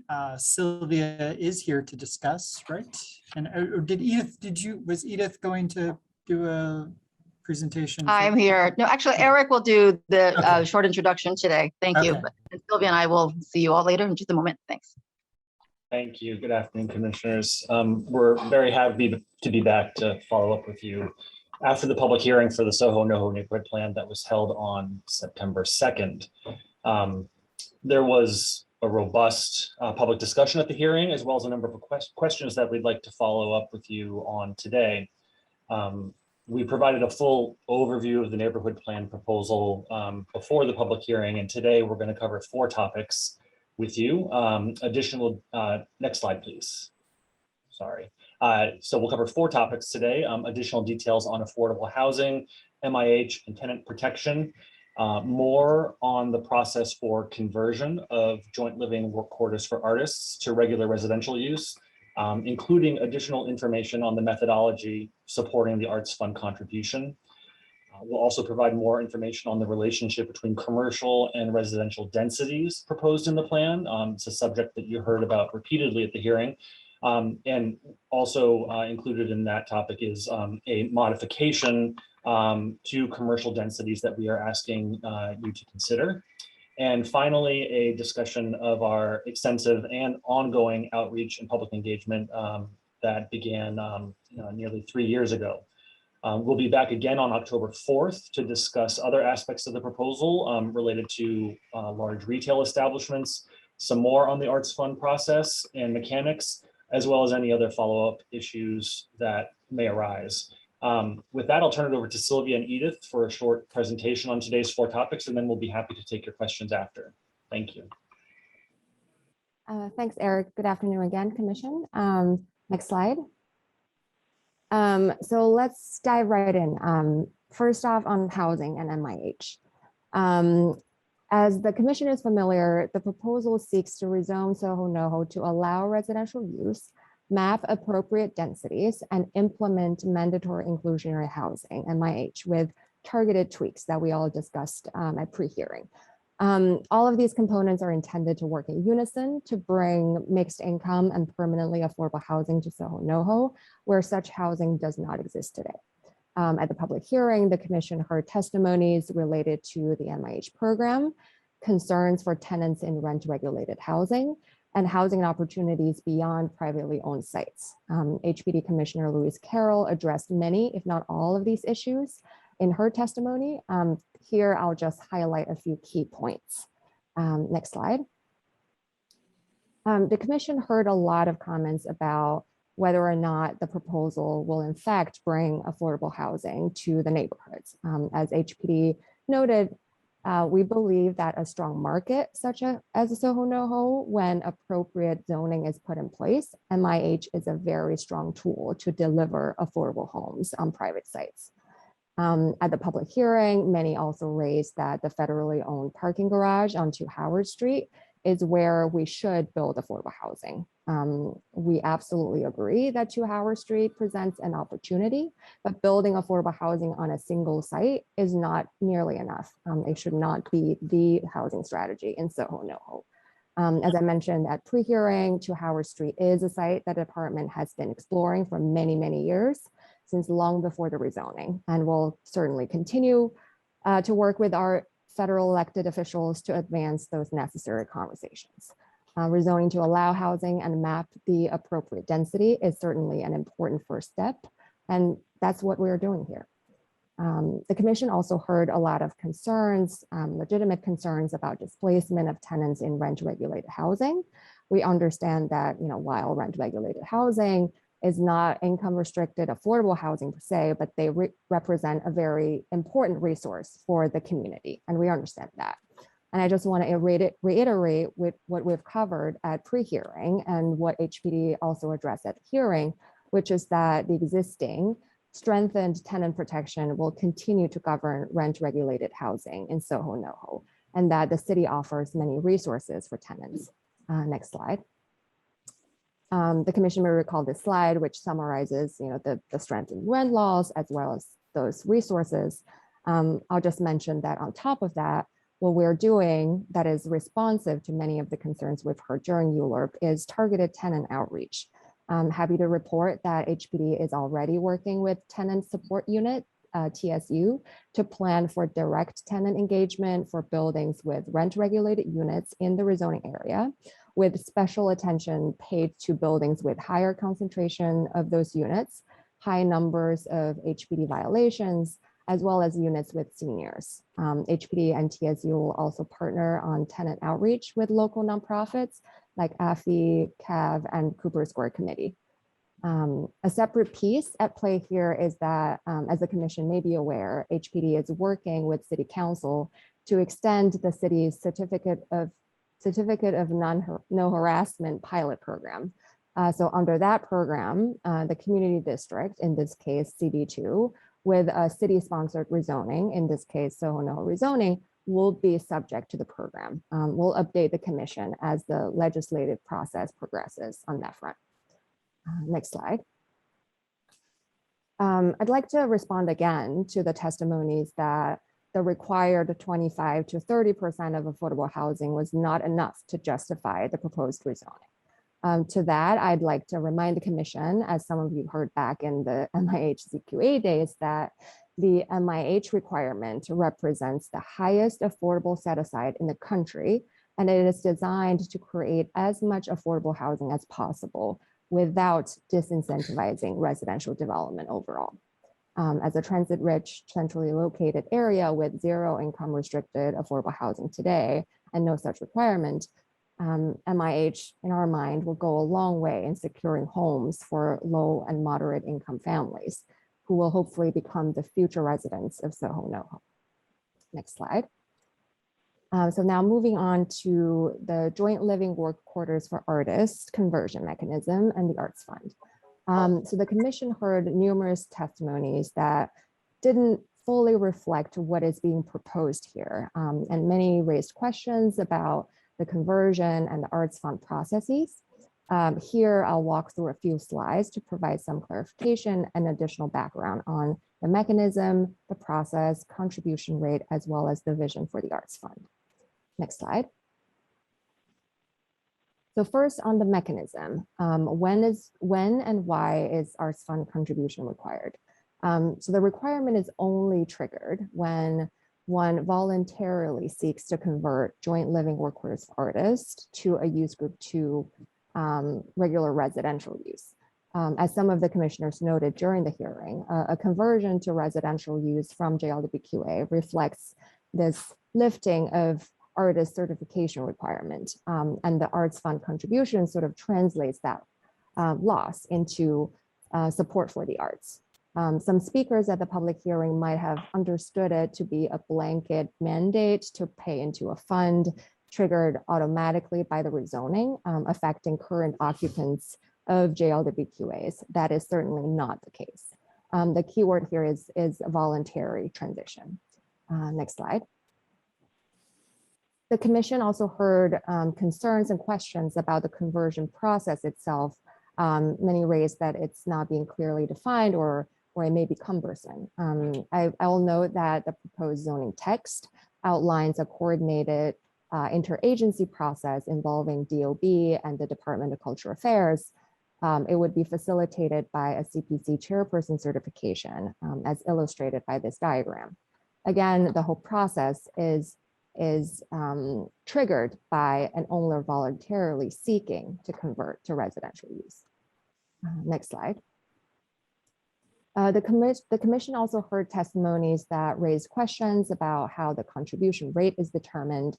As noted at certification and pre-hearing review session, the Arts Fund contribution rate is informed by the department's market analysis of units transacted in the last decade.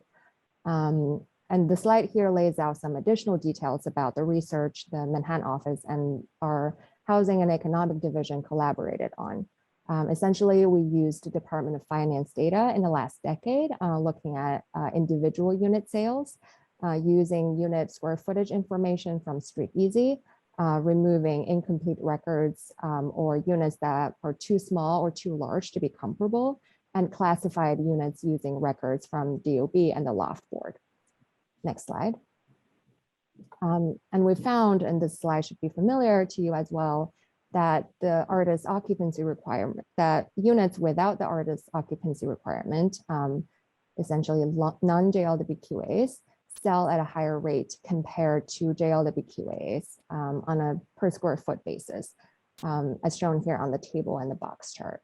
I do want to point out that the price difference between non-JLWQA and JLWQA is a range, and that the contribution rate as proposed, which is $100 per square foot, lands on the lower end of that range and reflects a small percentage of units market value. I'll note that we have reviewed data as well as comments and specific comments received on the analysis and data, and we'll continue to do so. But after initial analysis and to date, we remain confident in our approach and overall conclusions. Next slide. The commission also had lots of questions about how the Arts Fund gets allocated and especially who is at the table to make those decisions. The DCLA Commissioner Gonzalo Casal spoke to some of those at the hearing. And this slide additionally lists out a few more examples of what the Arts Fund can potentially accomplish.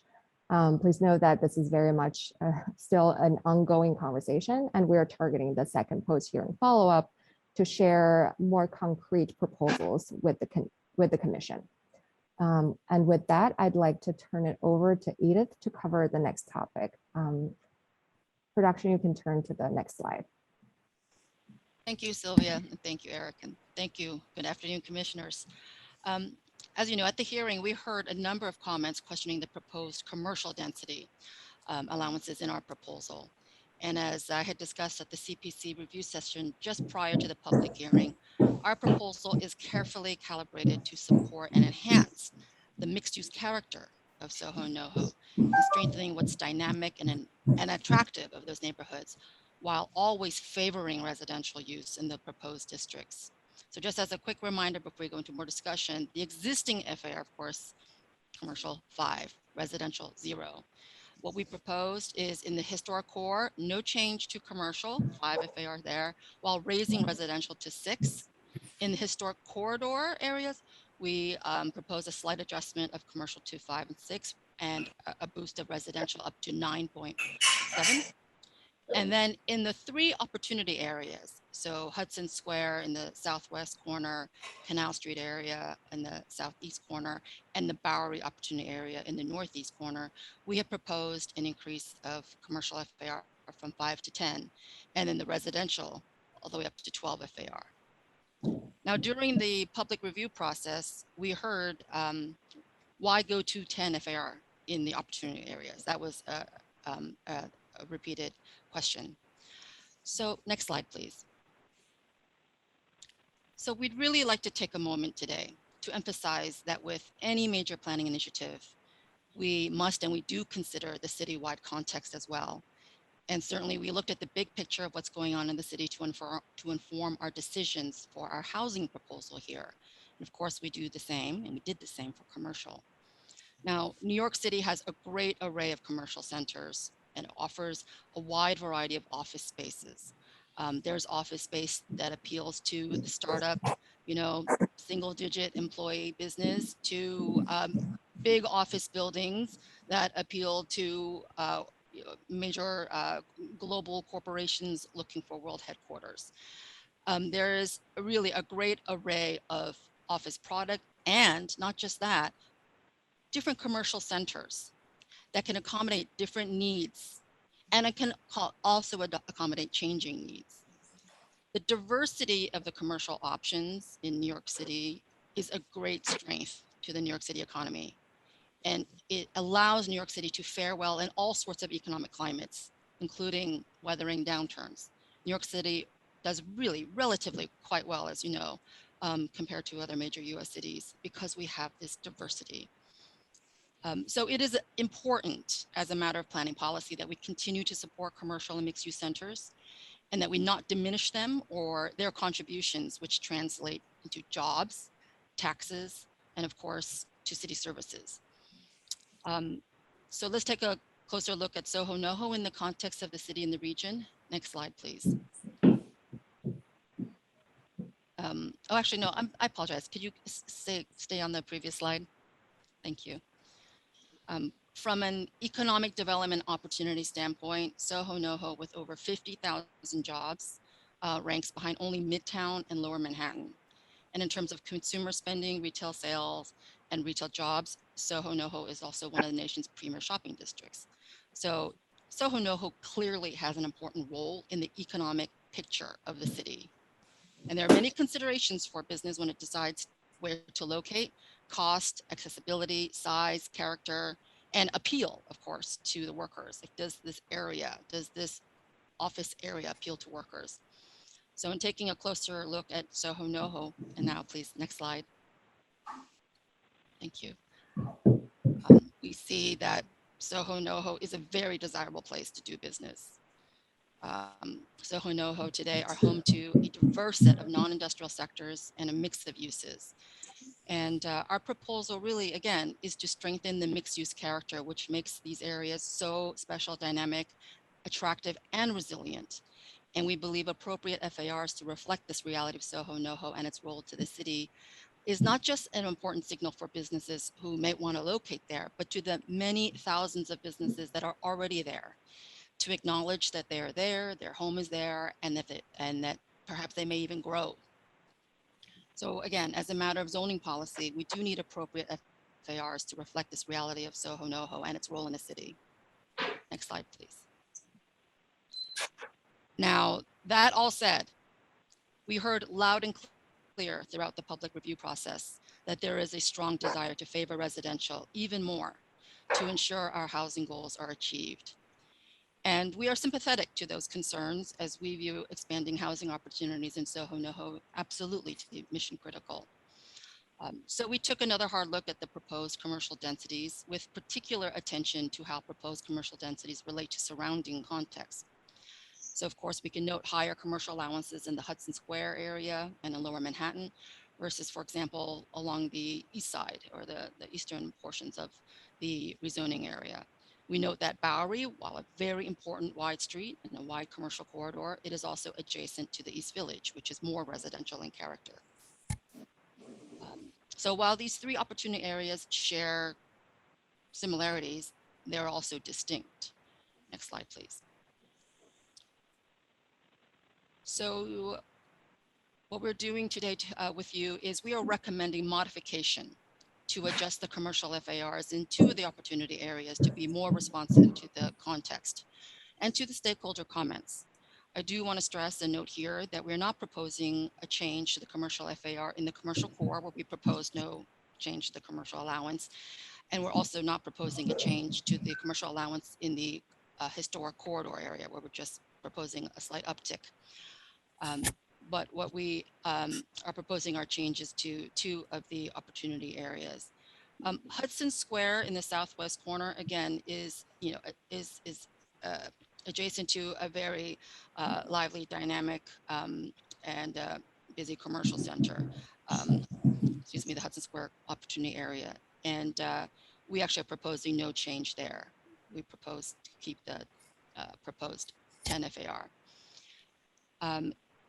We propose a reduction or at the Canal Street Opportunity Corridor at the southeast corner from 10 to 8. And then towards the north, we're proposing a reduction in FAR from 10 to 7. So we believe these are notable and quite significant reductions in commercial FAR in these areas, and in these areas where we heard the most comment. We underscore that we believe achieving our housing goals and while still supporting and enhancing the mixed-use commercial district of Soho NoHo, they are not mutually exclusive goals. In fact, we think they're very important to one another. Soho and NoHo are so mixed use in character, and we think it's important to support both these uses. We hope these proposed densities signaled, though, to everyone that we heard the comments loud and clear, and that we've been very responsive to, and we're trying to be responsive to the context and comments. Okay, so next slide, please. For our last subject to cover today, we want to discuss the, conjoined topics of outreach, in particular, outreach to Chinatown. As we noted at certification, this proposal is a culmination of years of engagement. We officially launched the Envision Soho NoHo public engagement process in January of 2019 with numerous public engagement meetings, websites. We're soliciting comments, and we are here in a very active, very, very active public review process. So we believe there's been extensive outreach in and throughout and near the Soho NoHo study area. We've worked closely with the board president, the council member's office, and also making sure that we do outreach to the Chinatown community, which is adjacent to the Soho NoHo rezoning area. Yeah, I'm sure you all know, but we had all the materials translated into traditional and simplified Chinese. And we also provided live translation services in our public meetings and provided language access staff and translation support to not just DCP meetings, but also to community board meetings. And then finally, I wanted to address some frankly confounding testimony. We heard some criticism or concerns that our proposed zoning would result in displacement pressure on Chinatown. Displacement pressure, as we all know, and high housing costs are caused by lack of housing. And we know that Soho NoHo doesn't allow for housing as a matter of zoning. And building housing and allowing for housing in Soho NoHo will relieve pressure in surrounding areas. It will not increase the pressure in surrounding areas. And of course, we're talking about Chinatown. So we wanted to make sure that we address this in our follow-up discussion with you today. All right, so next slide, please. So here we are. To summarize, we covered these subjects today: housing and MIH, JLWQA and Arts Fund, commercial FAR, and our proposed modifications to the commercial densities, and outreach too. And we want to note here that for our next follow-up session with you, we will discuss the subjects of retail, again, the Arts Fund, and other subjects that may come up or that you would like to raise. Thank you. Are there, I'm making sure that we didn't lose the vice chair. Hold on. Oh, you didn't hear what I said was profound. Oh, no, sorry. No, I said, thank you, Edith. And were there any, Edith and team, were there any questions? Oh, Commissioner Ortiz, thank you.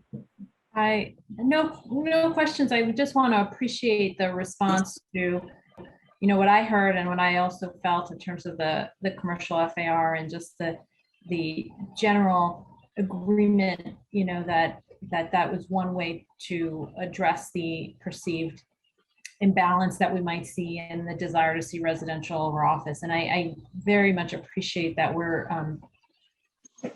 acknowledging this is an important office center as well. And I think, some of the challenges that those folks aren't at the table, right? In the same way that residents are at the table.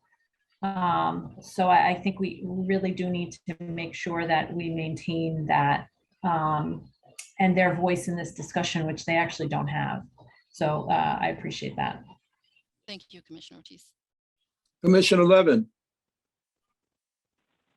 Yes, thank you all. I have a whole bunch of questions, but I'll put them in two buckets and probably with some incoherent comments, and you can pick up on whatever you want to respond to or not, or tell me that it's coming in October. But we heard a lot at the hearing about it was remarked that there was no trace of the Landmarks Preservation Commission among the other agencies who testified at the hearing. And we heard testimony that, that essentially argued that the zoning changes in particularly the potential for overbuilds and new construction in the historic corridor and the historic core would undermine the integrity of the historic districts and or place inappropriate planning burdens on the LPC, which would have to review any applications for new construction. We also heard a bunch of testimony about, the phrase that was used was eviction through construction, that allowing overbuild on existing buildings was going to invite bad things to happen to historic buildings. Let's just put it that way. So what is how to respond to all of those? Is it fair to put the LPC in the role really of the Planning Commission in deciding particularly on building expansions? I'll stop there with that one. And then my next bundle of questions has to do with the arts fee. Hi, well, I can start. With respect to Landmark's participation throughout this process, of course, they've been involved in this process from a very technical perspective, of course, on the DEIS. They, review the historic resources chapter and they advise the lead agency, so in this case, DCP, on all sorts of historic resource policy and our data and our analysis. And so they of course are participant of the process through that very official and technical means. Another really important reminder is that 80% of the rezoning area is within a historic district. And our proposal does nothing to undermine the Landmarks Law, of course, and they the Landmarks Commission enjoys and exercises the full extent of their landmarks laws related to Soho NoHo, which includes, of course, protections to the historic district and individual buildings. I also want to note that in many ways, this is a really tremendous support to the proposal, is a tremendous support to recognize the special building character of Soho NoHo, in that for the first time we are proposing height limits in the area. I think there had been and we've actually heard very little in terms of commentary. We've heard some about commentary on the proposed height and bulk regulations, but we think, relative to other comments we're hearing, that we think we've achieved a right balance of really deferring to the historic character and letting the historic character, advise us on what kind of bulk regulations to propose here. So, I don't want to put any words in LPC's mouth. So I can't, I think that's I can respond with those three pieces of information, but please let me know if you have other questions. Yeah. And I would also just follow on by saying that, in addition to putting into place height limits for the first time here, the zoning contains specific nods to considerations that LPC may make in their determination of appropriateness of new buildings, things like cornice alignments, adjustments of base heights to match neighboring buildings. And I think we also see the flexibility that's built into the zoning, that the height limits are not completely shrink wrapped to the lowest building on a corridor or in an area, as being intended to assist with not only an individual property owners ability to kind of mass out a building and utilize floor area, but also to adjust to individual site conditions, like the presence of lot line windows on an adjacent site, and other considerations that may warrant additional flexibility in built form. So we think all of these taken together really respect LPC's role in this process, but also provide them with the latitude to do what it is that they need to do as their part of this process. Well, thank you for that. I think, we'll probably in this conversation I've had my say, you've had your say, we've got the issues out there, and we'll all think about it as we roll forward. I'd like to shift to the conversion fee and the arts fund. Sylvia, thank you for making it so clear that nobody is being made to pay a fee if they're not budging from their JLWQA. I'm baffled at how that piece of misinformation so firmly took root in the broader community. But I gotta say, I just don't understand the conceptual basis for this fee, because I mean, what the starting point and the best thing about the zoning is that it recognizes that the 1961, well, no, it's not even 1961, but the old zoning doesn't work anymore, hasn't been enforced, places impossible burdens on the people who try to comply, and is stifling appropriate use of properties in those historic areas. So let's not forget that. We're starting from the best place for this zoning to try and reform that. But we have a history of lack of enforcement of JLWQA. We've had properties sold without having certified artists in residence. If you're not borrowing any money to buy your loft, you can do whatever you want, and the city's never going to find out about it and never enforce it. To me, this arts fund fee, the conversion fee, feels like it's penalizing those who stayed behind.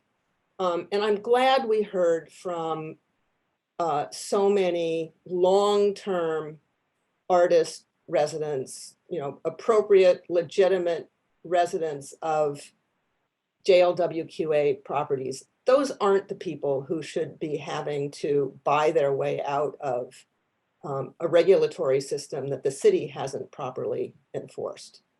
So that's one thing. The other thing is, even if, and if you're going to impose a fee like that, why not impose it on commercial tenants too? Anyone who wants to get up, well, except that the zoning is going to make ground floor or make commercial retail uses acceptable, but so those operations are being given a free pass when the JLWQA folks are having to buy their way out. And then I really don't understand the idea of allowing this fund to be used in such a wide area and for such a poorly defined set of purposes. But I gather that's something we're going to talk about in October. Thank you, Commissioner Levin. I can get started on these questions, and Edith and Eric, feel free to chime in here. So one, in terms of rationale, first, I want to thank you for the very thoughtful, line of questioning, and certainly want to address as much as I can. I think, in terms of rationale, what we see here, what we're trying to do here is on one hand, providing options for to resolve the complicated resident occupancies that you've noted, while also kind of being responsive to the demand that we've heard from communities that there should be some sort of way to carry the cultural legacy forward and support arts and culture over the long term.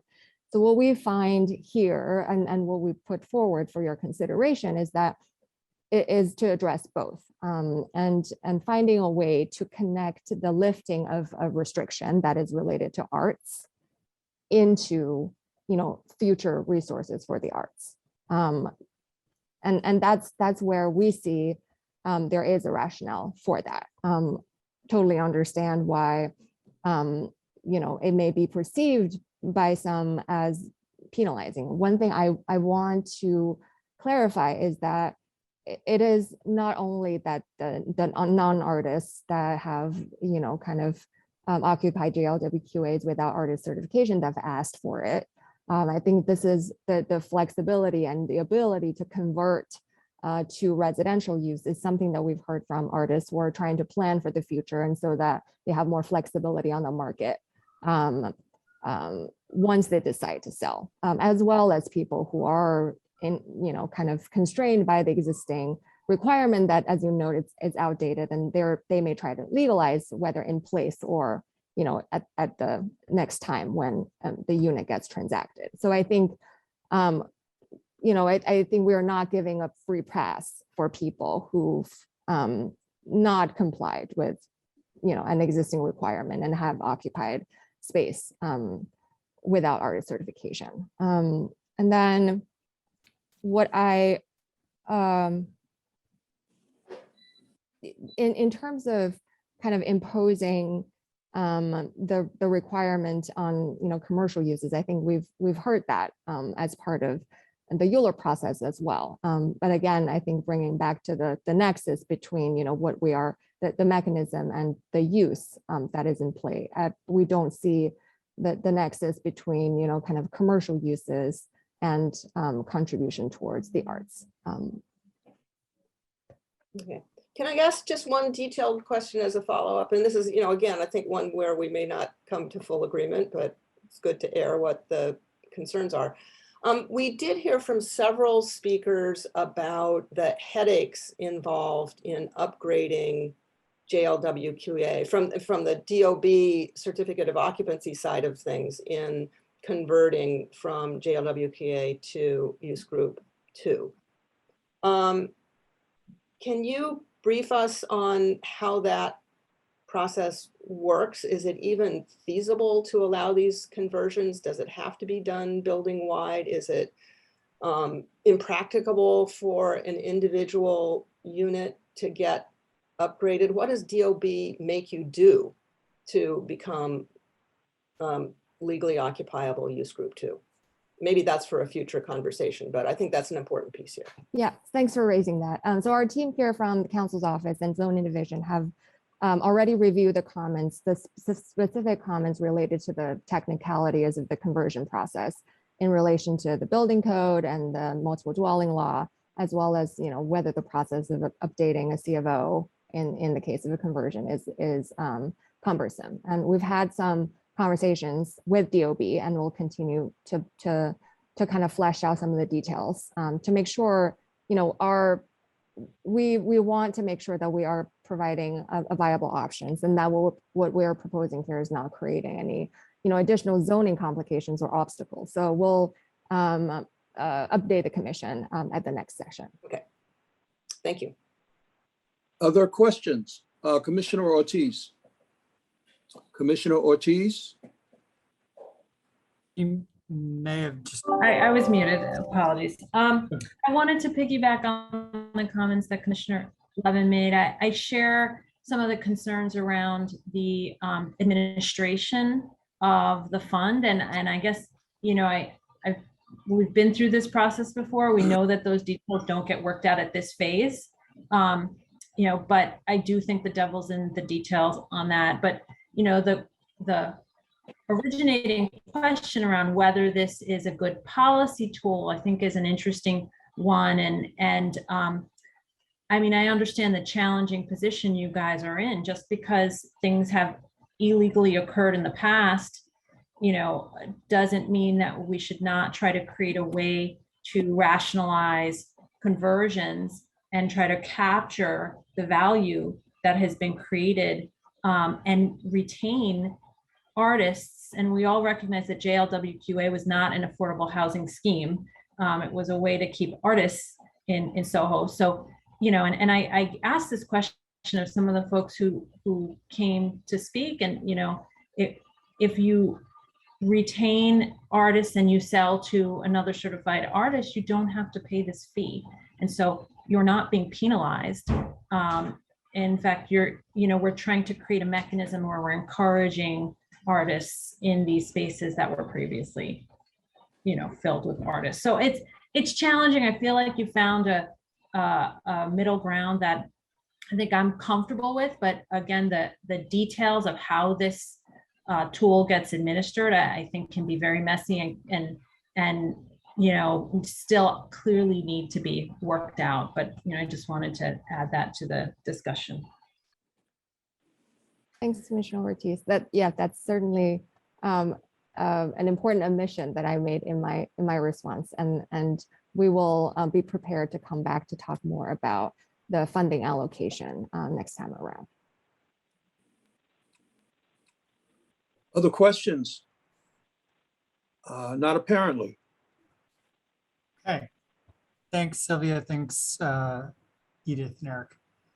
So moving on for our post-hearing, Las Reyes staff did not have any further follow-up on this. If there are any questions, let us know. And then 175 Park, I'll note the Commissioners Marin and Cirillo are recused on this item, and Ezra Moser is here to discuss. Indeed. Good afternoon. All right, so no presentation for today. At the September 1st public hearing, there is a question for the applicant regarding hours of operation for the 3 elevated public terraces that are associated with the proposed development. The applicant had expressed interest in permitting overnight closure for these spaces, specifically for cleaning and maintenance. The department notes that outdoor public spaces are required to be open to the public 24 hours a day, 7 days per week. Closures to outdoor public spaces are generally permitted by an authorization pursuant to section 37.727, which requires the subject POPs to have been open 24/7 for at least 1 year, and for the applicant to provide evidence that the closure is necessary for the safety of users as well as for the maintenance of the space. The commission may recall that One Penn Plaza was granted one of these applications for overnight closure in July of 2019. Anyhow, outdoor public spaces are required to be open 24/7, and closures are only permitted with a formal land use application process that requires a space to have first been open 24/7 and for a minimum period of time. However, in light of all the above, the department has considered the applicant's request to allow overnight closure and believes that in the case of these particular spaces, we think that allowing them to close between 2 a.m. and 5:15 a.m. nightly is appropriate. We note that these are the same hours of operation as Grand Central Terminal, with which the proposed development is closely interlinked. So today you may have received a letter that the applicant submitted to the commission's attention that puts forth their recommended closure hours and disagrees with department's recommended hours. They propose the following. They propose closing the Chrysler and Grand Central terraces, which are the 2 that flank the building on its east and west sides, from 1 a.m. to 7 a.m. nightly, meaning they're open 18 hours a day, 7 days a week. and then a more strict 9 p.m. to 7 a.m. closure for the Gray Bar Terrace, which is the one that wraps behind the building to connect the Grand Central and Chrysler terraces and is elevated an additional 20 feet above both of those other terraces. The applicant believes that the Gray Bar Terrace warrants special treatment in this regard because of its additional elevation and because there's no connection from the building lobby, meaning there'd be less eyes on the street. The applicant's rationale for this request, as laid out in their letter, is as follows. The applicant believes that terraces will be sparsely used in the evening, but conversely, during the day, the applicant believes that thousands of people will use the terraces, necessitating nightly cleaning and maintenance due to their heavy utilization. Additionally, the applicant asserts the terraces will contain unique art installations and design features that require special care, and they argue that it is not reasonable to perform the appropriate maintenance within the 3-hour closure window that the Department of City Planning has recommended. The applicant notes in their letter that their closure hours have support from community stakeholders, and they correctly cite that Community Board 5 and the Borough President both stated in the resolutions that they hope the spaces remain open 18 hours a day, 7 days a week, and only be closed overnight to accommodate necessary cleaning, maintenance, and security needs. In their letter, the applicant also cites 55 Water Street's elevated acre as an example of a similar type of space that permits overnight closure. And they also cite other POP spaces in Midtown and the East Side in general that do allow overnight closures. I'd like to take a second to note that the department notes that 55 Water Street, which they cited, was approved in 1968, and at that time was approved to be open 24 hours, 7 days a week, and remain that way for 40 years. It was only allowed an overnight closure in 2004, subject to a modification to the original actions. And then secondly, the department just wanted to note that the spaces in Midtown and the East Side that are referred to in the letter are either residential plazas, which are permitted to close as of right overnight, or they are spaces that went through the previously referenced 37-727 authorization process to formally allow a closure overnight. So this summarizes the letter from the applicant and the department's position on it. We were wondering if you had any questions. Ezra, is there any rationale or do we consider seasonal modifications to operating hours, which is to say, in the winter, maybe you close sooner than the spring and summer?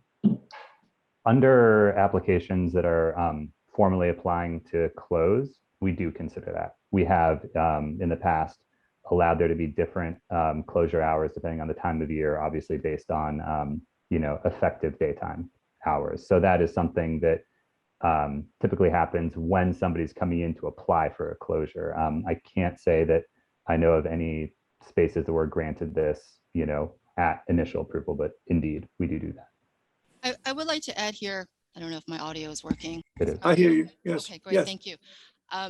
That yes, while in other cases we have allowed some seasonal variation, what is really most helpful to the public is having a standard and having something that's easy to remember and having not having to remember different times for different seasons. So of course, like the easiest to remember is 24 hours. In this case, we do agree that a limited closure is appropriate for cleaning and maintenance, and we propose that the hours here match those of Grand Central Terminal. And I do want to bring the commission back to the East Midtown rezoning, and a huge thrust of it, a really, an important mission of that rezoning was to improve the public realm. Every world-class business districts has a world-class public realm. It's open, accessible with amenities and, easy to navigate. And we really, there's so much to applaud in the public realm improvements of this proposal, and of course the public transit improvements. But we do think having the space be open as much as possible to the public is very important and helps fulfill the goal of improving East Midtown. Understood. Other questions? Commissioner Levin.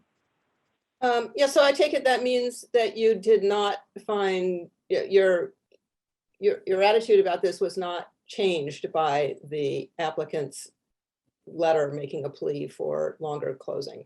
No, the agency maintains that Okay. the space should.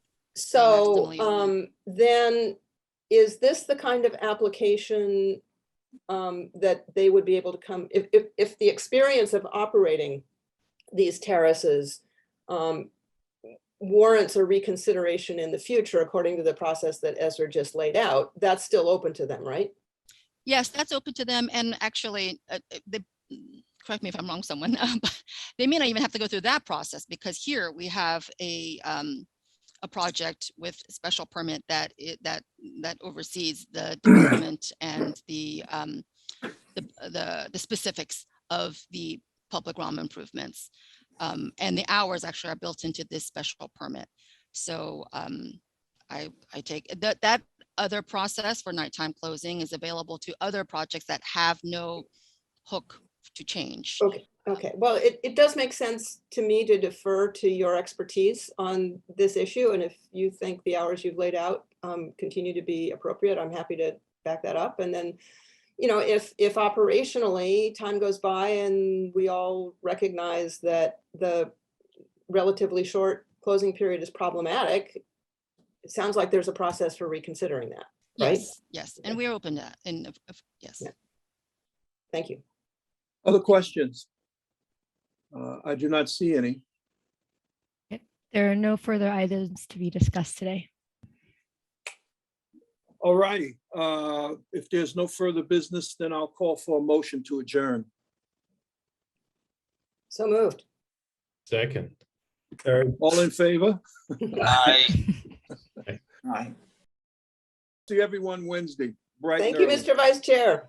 Take care. Thank you. Hats off to the commissioners. Thank you. The time is 4:57.